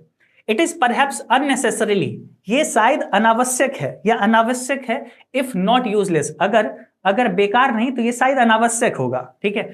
टू वे मतलब मापना, मतलब तौलना, ठीक है, तुलना करना। The merit of two civilization, दो सभ्यता का गुणों को एक तरीके से तौलना, मापना, एक तरीके से ये बोल सकते हैं कि अनावश्यक नहीं तो बेकार है, ठीक है, कि दो सभ्यता को हम क्यों आपस में तुलना कर रहे हैं, हम जो कंपेयर कर रहे हैं इंडियन सिविलाइजेशन को वेस्टर्न सिविलाइजेशन से, इंडियन सिविलाइजेशन मॉडर्न सिविलाइजेशन क्यों कंपेयर कर रहे हैं, ये बेकार नहीं तो अनावश्यक है ना, ये अनावश्यक नहीं तो बेकार है भैया, ठीक है। अब देखो क्या बोलते हैं, इट इज लाइकली दैट, ये निश्चित है कि the west has evolved civilization suited to its climate and surrounding, कि वेस्ट जो है पश्चिमी देश वो इस तरीके से उसका सभ्यता इवॉल्व हुई है, विकसित हुई है, suited to its climate, जो उसके जलवायु को सूट कर रही थी, उसके सराउंडिंग उसके आसपास को सूट कर रही थी, उस तरीके से वो अपने अकॉर्डिंग डेवलप्ड हुई है, अपने अकॉर्डिंग इवॉल्व हुई है। एंड सिमिलरली, और उसी प्रकार से वी हैव ए सिविलाइजेशन, जो हम लोग का सिविलाइजेशन है Indian civilization, suited to our condition, हम लोग के शर्तों पर लागू रहा है ना। And both are good in them on respective spheres, और दोनों अपने अपने जगह पे अच्छा कर रहा है, अच्छा है, ठीक है। तो मतलब यहाँ पे बोलते हैं कि भैया अनावश्यक नहीं तो ये बेकार है कि दो सत्ता को हम आपस में तुलना कर रहे हैं, ठीक है। भैया वेस्ट अपने अकॉर्डिंग इवॉल्व हुई है, उसको जिस प्रकार से सराउंडिंग्स थी, जैसे बोल सकते हैं वहां का क्लाइमेट था, जलवायु था, वैसे इवॉल्व हुआ है। उसी तरीके similarly our civilization, Indian civilization evolve है ना, our civilization suited to our condition, हम लोग की शर्तों पे वो इवॉल्व हुई है, ठीक है। तो ये बोल सकते हैं कि दोनों अपने अपने जगह पे अच्छा कर रहा है, तो कंपेयर क्या चीज का बनना, ठीक है। ये हुआ 13 नंबर पैराग्राफ पे। देखिए इसमें क्या बोला जा रहा है, कुछ वर्ड मीनिंग है, पहले ये समझ लेते हैं। क्या है अपने पास, कैरेक्टरिस्टिक्स मतलब विशेषताएं, कैरेक्टरिस्टिक्स का मतलब होता है विशेषता, इनडेफिनेट का मतलब होता है अनिश्चित, ठीक है। रेस्ट्रिक्शंस का मतलब होता है प्रतिबंध, स्ट्रिक्ट का मतलब होता है कड़ा, रेगुलेटिंग का मतलब होता है नियंत्रण करना, रेगुलेट करना, नियंत्रण करना, ठीक है, संचालन करना। इंसिविलनेस है ना, मतलब इसका होता है असंतुष्टता, असीम लालसा, ठीक है। उसके बाद है डिविनिटी का मतलब होता है ईश्वरता या देवत्व। उसके बाद है रेस्ट्रेन का मतलब होता है संयम, नियम, कानून, कंट्रोल, ठीक है। बिलीफ का मतलब होता है विश्वास करना, आस्था रखना, ठीक है। डिवाइन का मतलब होता है, डिवाइन पावर का मतलब होता है देवत्व शक्ति, देव शक्ति, ठीक है, दिव्य शक्ति, ये बोल सकते हैं हम लोग का। ये कुछ वर्ड मीनिंग हुआ 13 नंबर पैराग्राफ का। आइए ना समझते हैं, तो हम एक एक करके आपको बता देंगे सब कुछ। आज 13 नंबर में बोला क्या जा रहा है, इसमें बोला जा रहा है the distinguishing characteristics of modern civilization, है ना, जो मुख्य अंतर है, distinguishing characteristics of modern civilization, जो आधुनिक सभ्यता है ना, उसका जो मेन बात करें, जो मुख्य विशेषता है, ठीक है, डिस्टिंग्विशिंग कैरेक्टरिस्टिक्स मतलब विशेषता जो है, जो अंतर है, बोल सकते हैं मॉडर्न सिविलाइजेशन और इंडियन सिविलाइजेशन में, वो मेन विशेषता क्या है, अंतर में जो विशेषता बात करें, is an infinite multiplicity of human wants. Modern civilization क्या करता है, ह्यूमन वांट्स का जो वांट्स होता है, वांट्स का मतलब चाहत, जो इच्छा होती है मनुष्य की, उसको इनफाइनाइट मल्टीप्लिसिटी कर देता है, उसको अनगिनत रूप से बढ़ा देता है, मनुष्य की बोल सकते हैं डिमांड को, उसकी वांट्स को, उसकी इच्छाओं को बढ़ा देता है, ठीक है। दस कैरेक्टरिस्टिक्स ऑफ एंशिएंट सिविलाइजेशन, और जो बोल सकते हैं प्राचीन सभ्यता का जो कैरेक्टरिस्टिक्स है, यानी अपने लोग का सभ्यता, उसकी जो कैरेक्टरिस्टिक्स है, विशेषताएं हैं, is an imperative restrictions upon, है ना, वो एक तरीके से बोल सकते हैं एक निश्चित एक जरूरी रोक पे टिका हुआ है। हम लोग का जो एंशिएंट सिविलाइजेशन है वो रोकती है किसको, वांट्स को, and strict regulating of these wants, और इन सभी चाहतों को एक नियम कायदे के अंदर रखती है कि नहीं, अपनी इच्छा को, अपनी चाहतों को, अपनी वांट्स को कंट्रोल में रखो भाई, है ना, ये होती है। तो मेन डिस्टिंग्विशिंग कैरेक्टरिस्टिक्स क्या है, मतलब जो मुख्य विशेषताएं हैं, जो अंतर है वो क्या है। मॉडर्न सिविलाइजेशन ह्यूमन वांट्स को इनफाइनाइट मल्टीप्लिसिटी करता है, लगातार बढ़ाता है, और इंडियन सिविलाइजेशन या एंशिएंट सिविलाइजेशन क्या करता है, एक रेस्ट्रिक्शंस लगाता है ना, एक प्रतिबंध लगाता है उस पर कि हम लोग का अपने वांट्स को कंट्रोल करके रखना चाहिए। ठीक है, ये यहां पे बात हुई। उसके बाद आगे देखो 13 नंबर पैराग्राफ में ही आगे है, द मॉडर्न और वेस्टर्न इंसिविलिनेस, है ना, इसका मतलब क्या हुआ, मॉडर्न और वेस्टर्न इंसिविलिनेस का मतलब होता है कि जो बात करें जो आधुनिक या फिर बोल सकते हैं पश्चिमी, अपने पास जो है इंसिविलिनेस का मतलब क्या हुआ, इसका मतलब हुआ लालसा। ठीक है, जो वेस्टर्न जो पश्चिमी देश है या मॉडर्न सभ्यता में जो लालसा है, जो पश्चिमी में जो लालसा है, ठीक है, arises really from wants of living faith in future state and therefore also indefinity. पश्चिमी देशों में जो है ना ये लालसा जो है, ये जो है ना चाहत जो लगातार बढ़ती रहती है। ठीक है, ये बोल सकते हैं कि फ्यूचर में जीना जैसा है, या फिर एक देवी देवता के पर जो है ना बोल सकते हैं कुछ ऐसा दिव्य शक्ति पे भरोसा रखना, या फिर बोल सकते हैं देवी देवता के बोल सकते हैं आस्था की कमी वहां पे है। ठीक है, कि लोग एकदम भविष्य में जी रहा है, जो होगा देखा जाएगा, ऐसा वाला चीज में। ठीक है, ऐसा वाला चीज में वो लोग जी रहा है, इसलिए इतना ज्यादा क्या है, लालसा है, इतना ज्यादा उन लोग में वांट्स बढ़ते जाती है। ठीक है, द रेस्ट्रेन ऑफ एंशिएंट और ईस्टर्न सिविलाइजेशन, जो बोल सकते हैं जो प्रतिबंध है, जो संयम है। ठीक है, रेस्ट्रेन का मतलब संयम जो है, एंशिएंट और ईस्टर्न सिविलाइजेशन, यानी एंशिएंट यानी प्राचीन, और ईस्टर्न का मतलब पूर्वी सभ्यता, यानी हम लोग का सभ्यता इंडियन सिविलाइजेशन, पश्चिमी सभ्यता वो लोग, पूर्वी सभ्यता हम लोग। पूर्वी सभ्यता एराइजेस फ्रॉम ए बिलीफ, एक आस्था के साथ, है ना, एक आस्था एक विश्वास से बना है। कौन, ये अपने लोग का पूर्वी सभ्यता, एंशिएंट सिविलाइजेशन, प्राचीन सभ्यता। Often in spite of our self, है ना, often in spite of our self, जो अपने अंदर है ना, खुद के बावजूद अगर बात करें, हम लोग का ये सभ्यता जो है ये एक विश्वास से बना है। ठीक है, in a future state and the existence of divine power, ये एक भविष्य में और साथ साथ एक दिव्य शक्ति में भरोसा रखता है। ठीक है, कि सब कुछ होगा, सब कुछ हो तेरे मना, सब धीरे धीरे हो, है ना, सब कुछ धीरे धीरे होगा, और एक देवी देवता पे भरोसा रखते हुए, है ना, कुछ एक डिवाइन पावर, एक दिव्य शक्ति, इन सब पे भरोसा रखते हुए हम लोग का सभ्यता बना हुआ है, भारतीय सभ्यता। ठीक है, 14 नंबर पैराग्राफ पे आ जाओ। इसमें बोला जा रहा है क्या क्या वर्ड मीनिंग है, पहले ये देख लेते हैं। ठीक है, वर्ड मीनिंग वर्ड समझ लेंगे, फिर हम लोग क्या करेंगे, आगे बढ़ेंगे, इसके लाइन बाय लाइन को देखेंगे। ठीक है, अभी चलो 14 में क्या बोला जा रहा है, देखिए। इमीडिएट का मतलब क्या होता है ना, अर्जेंट यानी तत्काल, सीधे बात करें, इमीडिएट, है ना, तुरंत। ब्रिलियंट का मतलब होता है बहुत ज्यादा, बोल सकते हैं शानदार या फिर उत्कृष्ट, प्रतिभाशाली। ठीक है, मैडिंग का मतलब होता है भड़काऊ, पागल करने वाला, है ना, कुछ ऐसा है, ऐसा भी मशीन बन गया जो मैड कर देता है, लोगों को पागल कर देता है अपने पीछे। गेम आजकल ऐसा बन गया, लोगों को बहका देता है ना। बार्टरिंग का मतलब होता है विनिमय करना, है ना, एक वस्तु के बदले दूसरा वस्तु लेना, सौदा करना। मोमेंटरी का मतलब होता है क्षणिक, कुछ क्षण के लिए। ठीक है, अल्पकालीन। प्लेजर का मतलब होता है आनंद, सुख। ठीक है, आ जाओ समझियो यहाँ पे। अब ये तो वर्ड मीनिंग था, देख लिए, लाइन में समझते हैं ना, तब ना मजा है। देखो, some of the immediate and brilliant result of modern inventions are too maddening to resist, है ना, कुछ जो है इमीडिएट, कुछ तो तत्काल, और बहुत ही शानदार जो परिणाम आजकल देखने को मिला है मॉडर्न इन्वेंशन का, आधुनिक आविष्कारों का, are too maddening to resist, इतना ज्यादा ऐसा है कि मेड कर देता है, पागल कर देता है, कि उसको रोकना संयम नहीं है, रोक नहीं पाते हैं लोग। ठीक है, कंट्रोल नहीं कर पाते हैं, इतना आधुनिक ऐसा चीज बन गया जैसे गेम, भाई लोग पागल हो जाते हैं, रोक नहीं पाते, रेसिस्ट नहीं कर पाते, खुद को रोक नहीं पाते कि नहीं खेलना है हमें। ठीक है, ऐसा। But have no manner of doubt that the victory of man lies in that resistance, है ना, लेकिन इसमें कोई संदेह नहीं है कि एक मनुष्य का विजय, है ना, एक उसका विक्ट्री, उसकी जीत उसी में है कि वो उसको रेसिस्टेंस करे, है ना, मतलब उसको एक तरीके रेसिस्टेंस करे, मतलब उसको एक रेसिस्टेंस करे, यानी उस पर प्रतिबंध लगाए, उसको संयम रखे, उसको एक तरीके से अपने से दूर करे। ठीक है, उस पर थोड़ा सा कंट्रोल करे। ठीक है, मतलब ये नहीं कि मशीन हम पे हावी हो जा रहा हो। We are in danger of bartering way, है ना, हम लोग खतरा में हैं कि हम लोग एक तरीके से सौदा कर रहे हैं। क्या चीज? Permanent good for momentary pleasure, कुछ क्षणिक, मोमेंटरी प्लेजर, मोमेंटरी प्लेजर मतलब कुछ क्षणिक, प्लेजर का मतलब सुख, कुछ पल के सुख के लिए अपना परमानेंट गुड, अपनी जो है बोल सकते हैं कि जो अस्थाई संपत्ति है वो दे रहे हैं, अस्थाई संपत्ति, अपनी अस्थाई खुशियों को देके एक मोमेंटरी प्लेजर हम लोग खरीद रहे हैं कि नहीं, अरे ठीक है हम लोग को थोड़ा सा आराम मिलेगा इसलिए हम लोग क्या करते हैं, मशीन को ले आते हैं, है ना।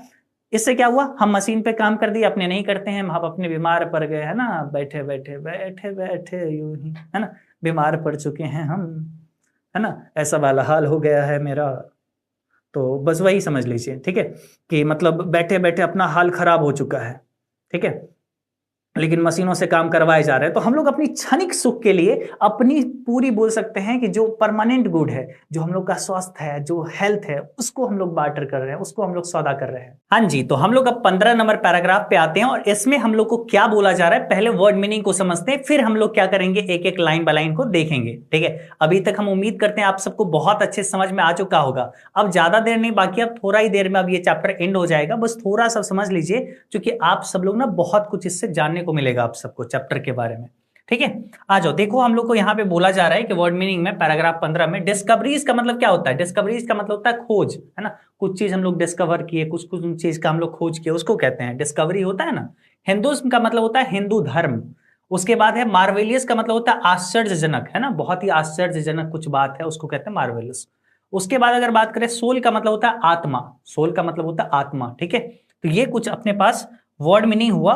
अब चलो हम लोग इस पैराग्राफ को जो है ना अच्छे से लाइन बाय लाइन समझते हैं, ठीक है। इसमें क्या बोला जा रहा है, देखिए, जस्ट इन द वेस्ट, है ना, just as in the west they have made wonderful discoveries, जैसे कि जिस प्रकार, है ना, पश्चिम में, just as in the west, जिस प्रकार से पश्चिम में, है ना, they have made wonderful discoveries, कि वो लोग बहुत बहुत शानदार शानदार डिस्कवरीज किए, जैसे पश्चिमी में वे लोग जो है ना बहुत ही शानदार डिस्कवरीज, बहुत ज्यादा खोज किए, अच्छा अच्छा, इन मटेरियल थिंग्स यानी भौतिक वाली चीजों में, वस्तुओं में नए नए मशीन बनाए जैसे पश्चिमी देश, है ना। सिमिलरली उसी प्रकार से हिंदुइज्म यानी हिंदू धर्म यानी हम लोग भारतीय सभ्यता जो है had made still more marvellous discoveries, हम लोग उससे भी ज्यादा और अच्छा अच्छा शानदार शानदार खोज किए हैं इन थिंग्स ऑफ रिलीजन, धर्म में, ठीक है, of the spirit and the soul, अपने अंदर मन में, है ना, मस्तिष्क की शांति में, साइकोलॉजी में हम लोग बहुत कुछ अच्छा अच्छा खोज किए, उससे भी शानदार शानदार खोज जो हमारे मन को शांत रख सके,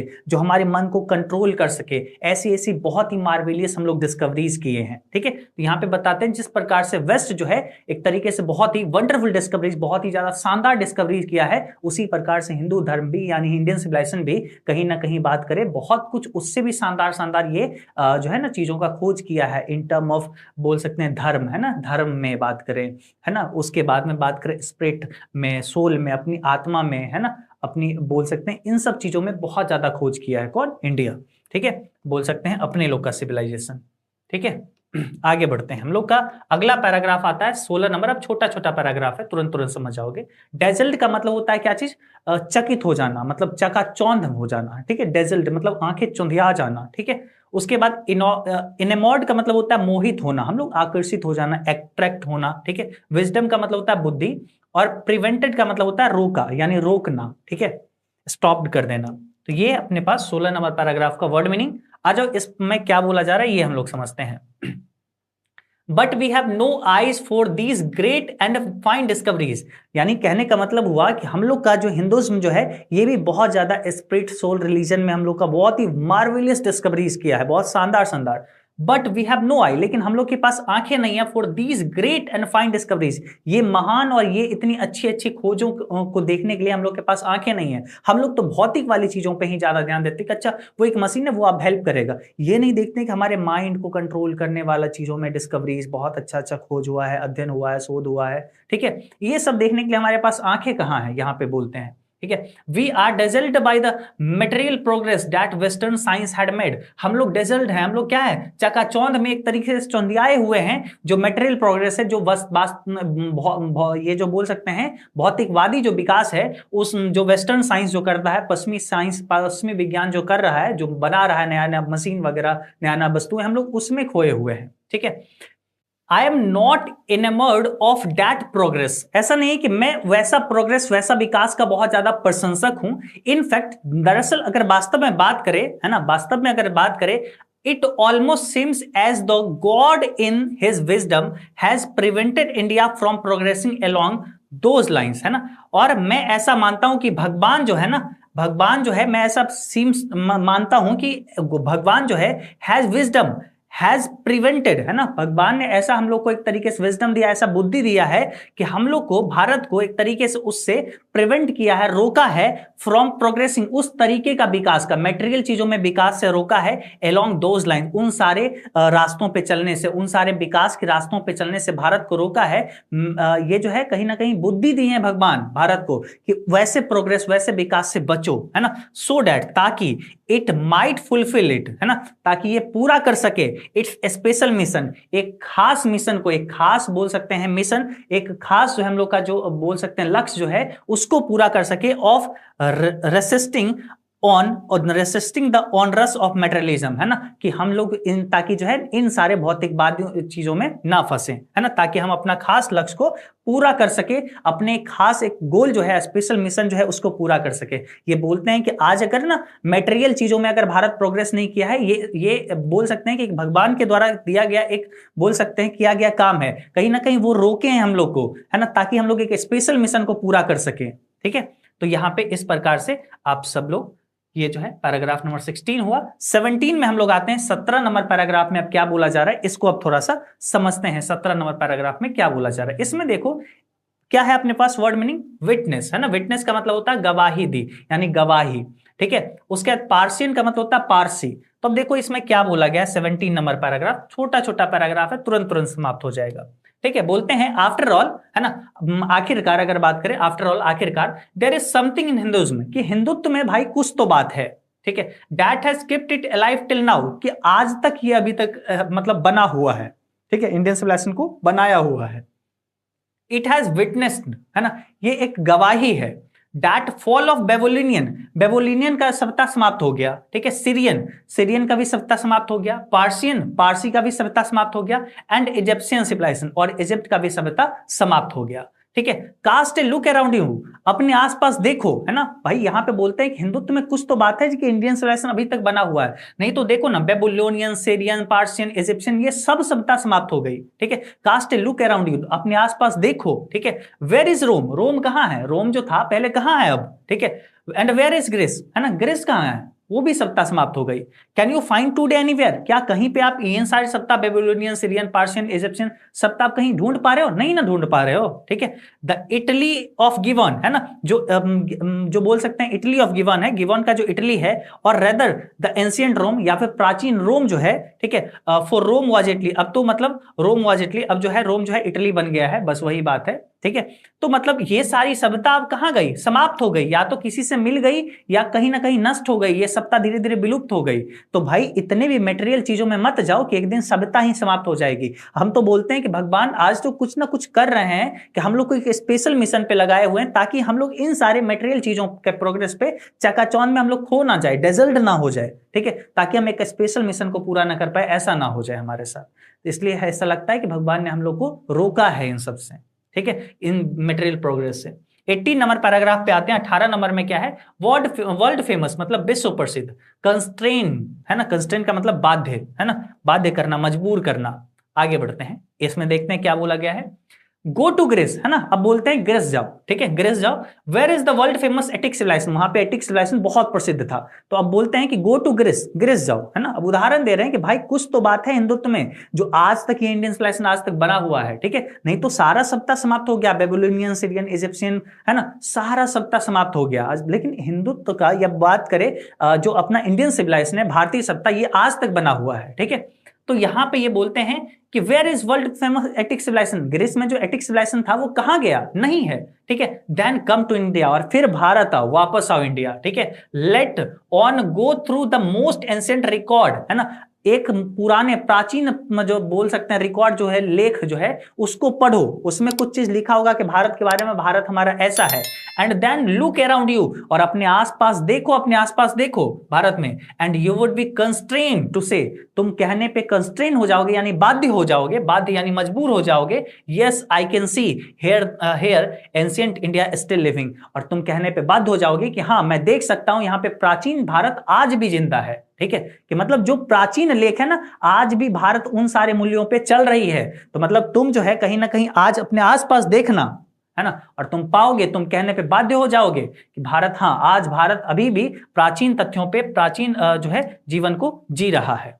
ठीक है, चलो 19 नंबर पैराग्राफ को देखो, और इसमें क्या बोला गया, डंग हिप, डंग हिप का मतलब होता है गोबर का ढेर, रिच ट्रेजर का मतलब होता है खजाने, स्पिरिचुअल लाइन का मतलब होता है धार्मिक वसूल, है ना, स्पिरिचुअल लाइन धार्मिक, स्पिरिचुअल का मतलब धार्मिक, लाइंस का मतलब वसूल। ठीक है, रिच ट्रेजर का मतलब बहुत ही महंगा खजाना। ठीक है, डंग हिप्स का मतलब होता है गोबर होता है। ठीक है, अब देखो यहां पे बोलते हैं कि तुम भारत में पाओगे कि भैया यहां तो कहीं ना कहीं प्राचीन भारत तो हमें नजर आ रहा है। ट्रू, सच है, देयर वेयर डंग हिप्स, हाँ ये भी बात है कि तुम जब आसपास देखोगे कुछ गोबर के छत्ते, गोबर के ढेर जरूर मिलेंगे। ठीक है, टू है ना, वो भी साथ साथ गोबर के ढेर भी जरूर मिलेंगे। हेयर एंड देयर, यहां और वहां मिलना ही मिलेगा गोबर वगैरह। But there are rich treasure buried under them, लेकिन एक महंगा खजाना उसके अंदर छिपा होगा वही गोबर के नीचे। ठीक है, and the reason why it has survived is that the end which Hinduism set before it was not development along material but a spiritual line, और ये आज तक है ना सरवाइव कर चुका है। इसके पीछे यही रीजन है कि हिंदुज्म जो है, यानी हिंदुत्व जो है, वो एक सेट किया था इसका विकास कि भैया मेटेरियल प्रोग्रेस पे नहीं, हम लोग स्पिरिचुअल लाइंस पे जाएंगे, धार्मिक वसूलों पे चलेंगे, और इसलिए आज तक इंडियन सिविलाइजेशन सर्वाइव कर पाया है, चल पाया है। नहीं तो कितने सारे सभ्यता आई और समाप्त हो गई। बहुत फेमस एटिक सिविलाइजेशन, उतना फेमस सभ्यता कहीं ना कहीं समाप्त हो गया। ठीक है, 20 नंबर पैराग्राफ देखो, आवर सिविलाइजेशन, हमारी सभ्यता, ऑन आवर कल्चर, हमारा जो संस्कृति है, आवर स्वराज, हम लोग का जो स्वराज है, depend not upon multiplying our wants, वो लोग इस पे आधारित नहीं है कि हम लोग की चाहत को, हम लोग की वांट्स को, हम लोग की इच्छाओं को बढ़ा देना, मल्टीप्लाई कर देना, गुना कर देना, और हद तक बढ़ा देना। हम लोग का सभ्यता, हम लोग की संस्कृति, हम लोग का स्वराज ऐसा नहीं कहता है। सेल्फ इंटेलिजेंस है ना, हम लोग खुद पे प्रतिबंध लगाते हैं, खुद पे रोक लगाते हैं, but upon restricting wants self denial, और हम लोग जो है ना अपनी वांट्स, अपनी चाहत को सेल्फ डिनायल, अपने से रोकते हैं, अपने से बस जो है अपनी चाहत को मारते हैं कि नहीं हमें अपनी वांट्स ज्यादा नहीं बढ़ाना चाहिए। हम लोग की सभ्यता, हम लोग का कल्चर, हम लोग की संस्कृति, हम लोग का स्वराज जो है हम लोग को ये सिखलाती है। ठीक है, चलो अब 21 नंबर देखो। 21 नंबर अपने पास क्या है, सूटेड का मतलब क्या है, सूटेड का मतलब होता है उपयुक्त, है ना, कि भाई हम पे क्या सूट कर रहा है। ठीक है, हम पे क्या ये टी शर्ट सूट कर रहा है, उपयुक्त है मेरे लिए, तो बस वही चीज। ठीक है, रुइन का मतलब होता है विनाश, तबाही, है ना, बर्बादी। ठीक है, रुइन करना, अपने से अपने, हम अपने आप को रुइन कर लिए, बर्बाद कर लिए। ठीक है, एडप्ट, एडप्ट का मतलब अपनाना, कि चलो भाई हम एडप्ट कर लिए कि भाई हमको इसी एनवायरनमेंट में रहना है, थोड़ा गर्मी लगेगा लेकिन चल रहा है। ठीक है, एजिमुलेट का मतलब होता है सहमति करना, चलो ठीक है एजिमुलेट हम कर रहे हैं, तुम्हारे बात हम सहमत है ना। करप्ट का मतलब होता है घुस जाना, करप्ट का मतलब क्या होता है, घुस जाना, मतलब एक तरीके से उसके अंदर विलीन हो जाना। ठीक है, छिप जाना, ये होता है। तो 21 नंबर पैराग्राफ का वर्ड मीनिंग आप देखिए। अब इसके साथ में चलिए हम आपको इस चैप्टर के मतलब ये जो है 21 नंबर पैराग्राफ के लाइन बाय लाइन बताते हैं। ठीक है, लाइन बाय लाइन इसमें क्या है वो आपको बताते हैं। चलिए, इसमें है अपने पास, European civilization is no doubt suited for Europeans, है ना, यूरोपियन सिविलाइजेशन यानी पश्चिमी सभ्यता बात करें, है ना, यूरोप की जो सभ्यता है, पश्चिमी देशों की सभ्यता, नो डाउटेड उन लोगों के लिए बहुत सूट करता है, उन लोगों के लिए उपयुक्त है, यूरोप के लोगों के लिए। But it will mean ruin for India, लेकिन ये भारत के लिए बर्बादी साबित होगी if we endeavour to copy it, अगर हम लोग लगातार ऐसे ही अपना कॉपी करते रहे, मतलब उससे कॉपी करते रहे, उससे सीखते रहे। हाँ, ये बात सही है कि यूरोपियन सिविलाइजेशन यूरोपियंस के लिए सही है, उसके लिए सूट करता है, उसके लिए उपयुक्त है, लेकिन यह भारत के लिए बर्बादी है if we endeavour to copy it, अगर हम लोग इसको कॉपी करने चले तो। This is not to say that we may not adapt and assimilate what ever may be good and capable to assimilate by us, है ना, ये नहीं है कि हम लोग जो चीज मतलब बोल सकते हैं, एजिमुलेट कर सकते हैं, कि मतलब जो चीज हम लोग अपना सकते हैं वो चीज भी हम नहीं अपनाएं, एजिमुलेट करें, अपनाना, एजिमुलेट का मतलब क्या होता है, अपनाना, हम लोग जो चीज अपना सकते हैं उसे भी नहीं अपनाए, लेकिन जो भी अच्छाई हम लोग अपना सकते हैं, बट है ना, as it does not mean, लेकिन इसका ये मतलब नहीं है that even the Europeans will not have to part with whatever evil might crept into it, लेकिन इसका ये इस बात नहीं है कि जो यूरोपियंस है जो वो अगर मतलब बोल सकते हैं कि जो चीजें वो एजिमुलेट करके रखे हुए हैं, जो अपना के रखे हुए हैं, उनमें बुराई नहीं होगा और बुराई उनके हाथ नहीं लगा होगा। अगर हम लोग कोई चीज का अच्छाई को अपनाते हैं तो उसके साथ में उसका एविल भी पार्ट भी आता है, बुराई वाला भी पार्ट आता है ना। तो यहाँ पे बोलते हैं कि भैया कोई डाउट नहीं है कि यूरोपियन सिविलाइजेशन यूरोपियंस के लिए सेट करता है ना, लेकिन अगर हम लोग if but it will be mean ruin for India, लेकिन ये भारत के लिए बर्बादी होगा if we endeavour to copy it, अगर हम लोग उसको लगातार कॉपी करते रहे, ठीक है, अगर हम लोग उसको एडप्ट करते रहे तो वो भारत के लिए बर्बादी साबित होगा, ठीक है। 22 में हम लोग अब आ जाते हैं, ठीक है। आइए हम लोग 22 नंबर पैराग्राफ का जो है कोई भी वर्ड मीनिंग जो है जो आपको हो सकता है नहीं पता होगा वो सब वर्ड मीनिंग पहले बता देते हैं, फिर इस चैप्टर के मतलब सॉरी इस पैराग्राफ के लाइन बाय लाइन को हम लोग देखेंगे, ठीक है। देखो इसमें क्या बोला गया है, इसमें है इंसेसेंट सर्च मतलब निरंतर खोज, लगातार डिस्कवरीज करना, ठीक है। कंफर्ट्स का मतलब होता है सुविधा, आराम, है ना। रीमॉडल का मतलब होता है अभिकल्प करना या बदलना, अल्टर करना, ठीक है। आउटलुक का मतलब दृष्टिकोण, और पेरिस का मतलब मरना, दब जाना, उसके अंदर बोझ हो जाना, ठीक है। गोल्डन फ्लिक का मतलब होता है मृग तृष्णा यानी स्वर्ण, बोल सकते हैं कि स्वर्ण के पीछे भागना, है ना, कुछ अच्छा चीजों के पीछे भागना। इनग्रेव मतलब बोल सकते हैं कि विचार करना, उकेरना, है ना, उस पर डिस्कस करना, ठीक है। फिलोसफर का मतलब होता है दार्शनिक, और वेन का मतलब होता है व्यर्थ, ठीक है।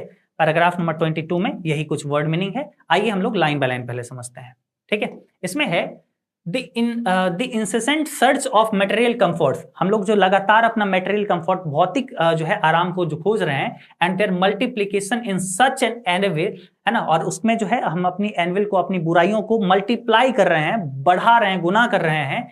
आई make bold to say that, मैं निश्चित रूप से ये कहना चाहूंगा, मैं ये जो है ना स्पष्ट रूप से कहना चाहूंगा, बोल्ड रूप से कहना चाहूंगा, that the Europeans themself will have to remodel their outlook, कि यूरोपियन लोग जो है, यूरोपियन लोग को अपना खुद का ये दृष्टिकोण बदलना होगा, कि वो जो है मेटेरियल कंफर्ट ढूंढ रहे हैं, हर चीज के लिए मशीन का उपयोग कर रहे हैं, उनको खुद का अपना जो है ना बोल सकते हैं कि आउटलुक बदलना होगा। If they are not to perish under the weight of the comfort to which they are becoming slaves, जिसका वो गुलाम बन चुके हैं, अगर उसके नीचे वो उस वे के नीचे, उस बोझ के नीचे अगर नहीं दबना चाहते तो उनको अपना आउटलुक बदलना होगा, अपना दृष्टिकोण उनका बदलना होगा, ठीक है। It may be that my reading is wrong, हो सकता है मेरा कहना गलत हो, मेरा जो हम जो अभी बोल रहे हैं हो सकता है मेरा ये कहना गलत हो। महात्मा गांधी जी ये बात लिखते हैं कि अगर हम लोग का जो है ना, हम लोग लगातार जो है भौतिक वाली सुविधाओं को ढूंढ रहे हैं, हम तो कहते हैं, महात्मा गांधी जी बोलते हैं, हम तो कहते हैं कि जो यूरोपियन लोग हैं उनको खुद अपना दृष्टिकोण, अपना आउटलुक चेंज करना होगा, बदलना होगा। अगर उनको अपनी जो जिस चीज का वो गुलाम बन गए, मशीनों का, मटेरियल चीजों का, अगर उसके दबाव के नीचे, उसके वे के नीचे अगर नहीं दबना चाहते हैं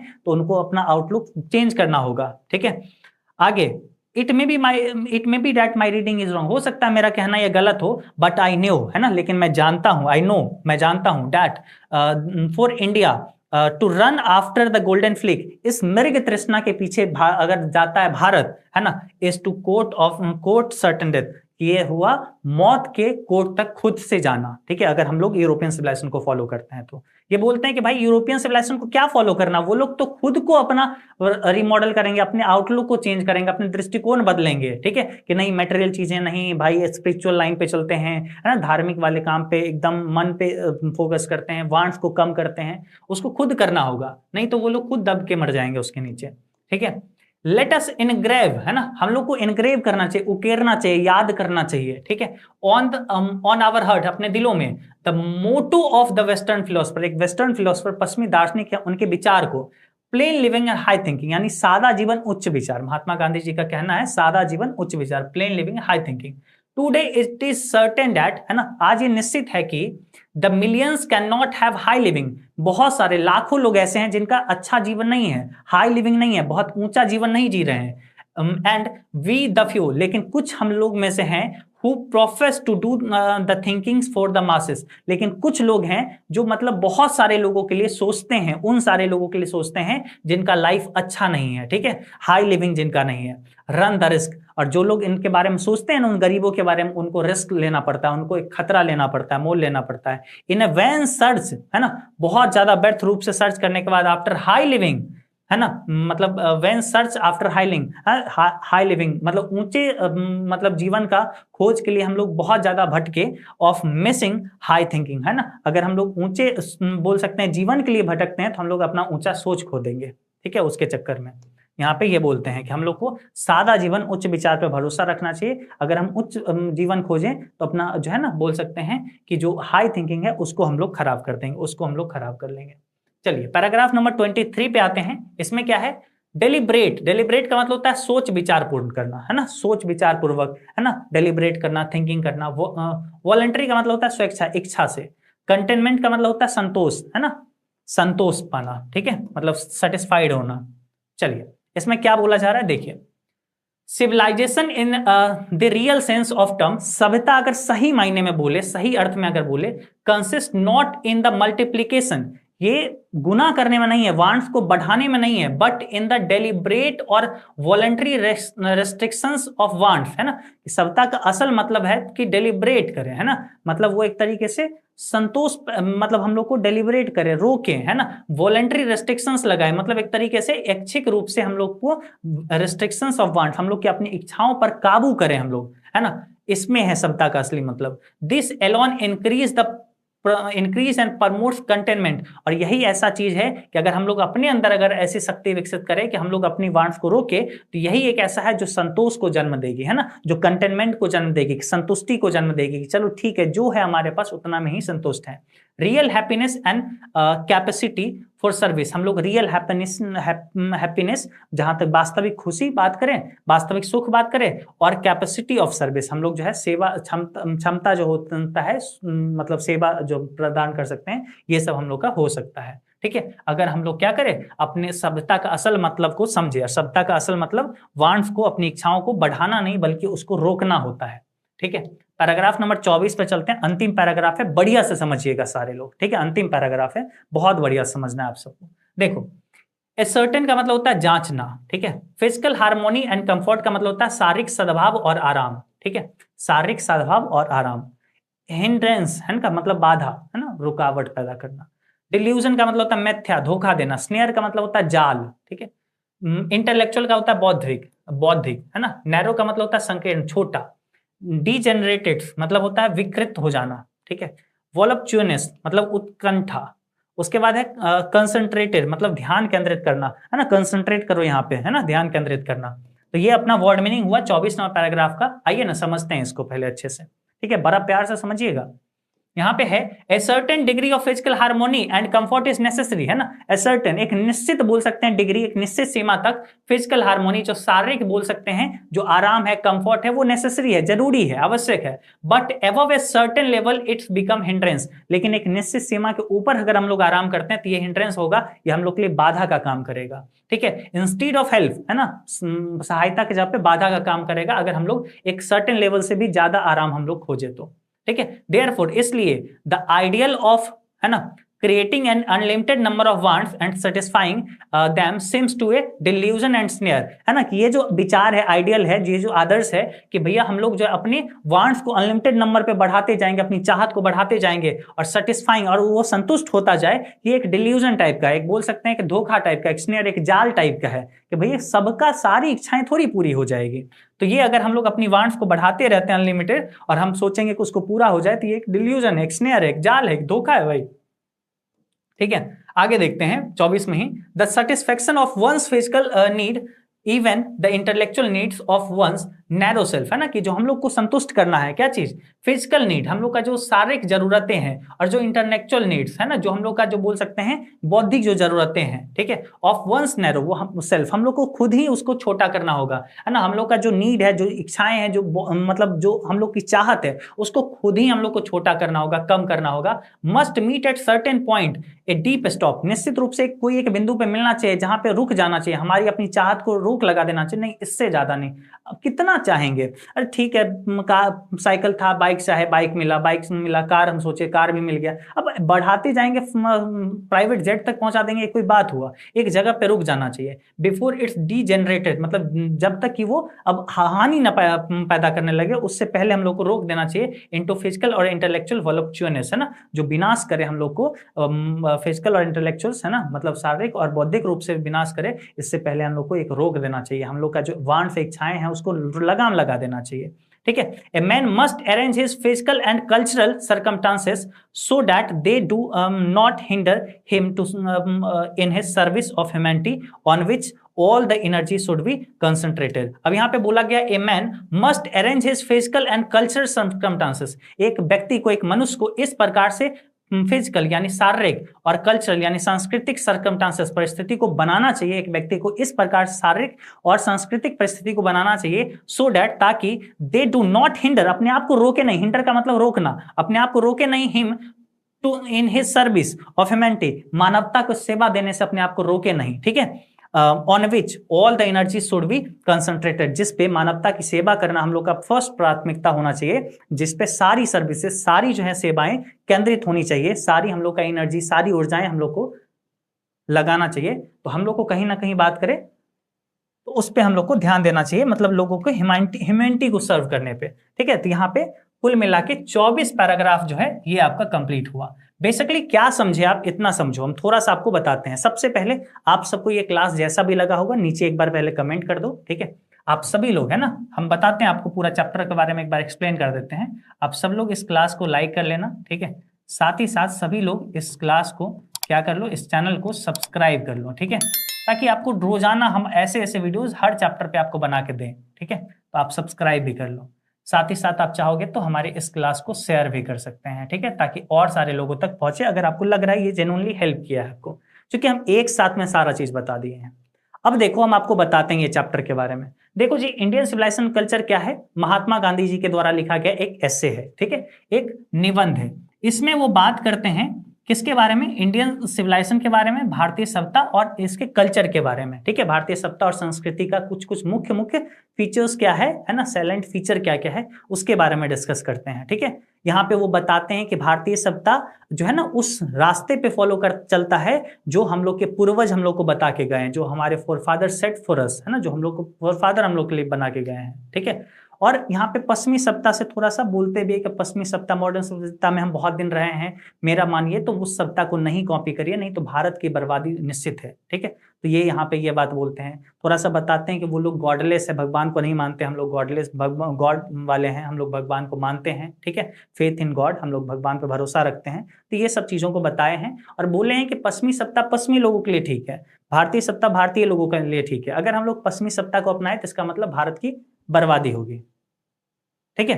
तो इस प्रकार से आपका पूरा ये चैप्टर हुआ Indian civilisation culture. Hope so आप सबको मेरा ये पढ़ाने का तरीका, आपको जिस तरीके से हम पढ़ाए हैं, आप सबको पसंद आया होगा, सबको अच्छा लगा होगा, है ना। हम भी बहुत मेहनत करके ये वीडियो को शूट करके आप लोग के लिए दिए हैं। एक वीडियो आपके लिए पूरा काफी हो, इंटरनेट पे आपको अलग अलग वीडियोस देखने की जरूरत नहीं पड़े। जैसा भी लगा होगा नीचे आप सब लोग कमेंट करके बताइएगा। और साथ ही साथ आप सबको हम बता दें, हमारा एक ऐप है एजुकेशनल ऐप, अगर आपको इससे भी डिटेल में अगर पढ़ाई करना ना, सारे सब्जेक्ट अगर इस तरीके से घर बैठे हम पूरा का पूरा आपका जो सिलेबस है वो अच्छे से हर सब्जेक्ट में, साइंस कॉमर्स आर्ट सबका हम लोग का प्रॉपरली टीम है अलग से, ठीक है। तो आप हमारे एजुकेशनल ऐप इंस्टॉल करके वहां से अपना ऑनलाइन क्लास ज्वाइन कर सकते हैं, जहां पे अपना पूरा क्लास 11 क्लास 12 की जर्नी को आप तय कर सकते हैं, ठीक है। क्लास 11 क्लास 12 की जर्नी को आप तय कर सकते हैं और बढ़िया तरीके से हर सब्जेक्ट में अलग अलग टीचर जैसे हम पढ़ाते हैं वैसे ही सब लोग पढ़ाएंगे, ठीक है। तो आप एजुकेशनल ऐप इंस्टॉल करके वहां से अपना कोर्सेज को ज्वाइन कर सकते हैं, ठीक है। अधिक जानकारी के लिए आप सिंपल ऐप पे जाइए और उसको देखिए, उसमें सारा चीज दिया हुआ है, ठीक है। चलो जी, होप करते हैं आप सबको बहुत मजा आया होगा ये चैप्टर को करके, है ना। हम तो भाई अपना जी जान लगा दिए कि नहीं तुम लोग को किसी भी तरीके से समझाना है। होप सो, हम इतना ही उम्मीद करेंगे समझ में आया होगा, ठीक है। चलो जी, हम लोग फिर मिलते हैं इस चैप्टर के सारे ऑब्जेक्टिव सब्जेक्टिव क्वेश्चन के साथ, फिर अगले चैप्टर के लाइन बाय लाइन के साथ, ठीक है। लगातार हम आपको पूरा सिलेबस टाइमली खत्म करवा देंगे, ठीक है। Tata bye bye. जैसा लगा होगा नीचे कमेंट डाउन कर देना, है ना, कमेंट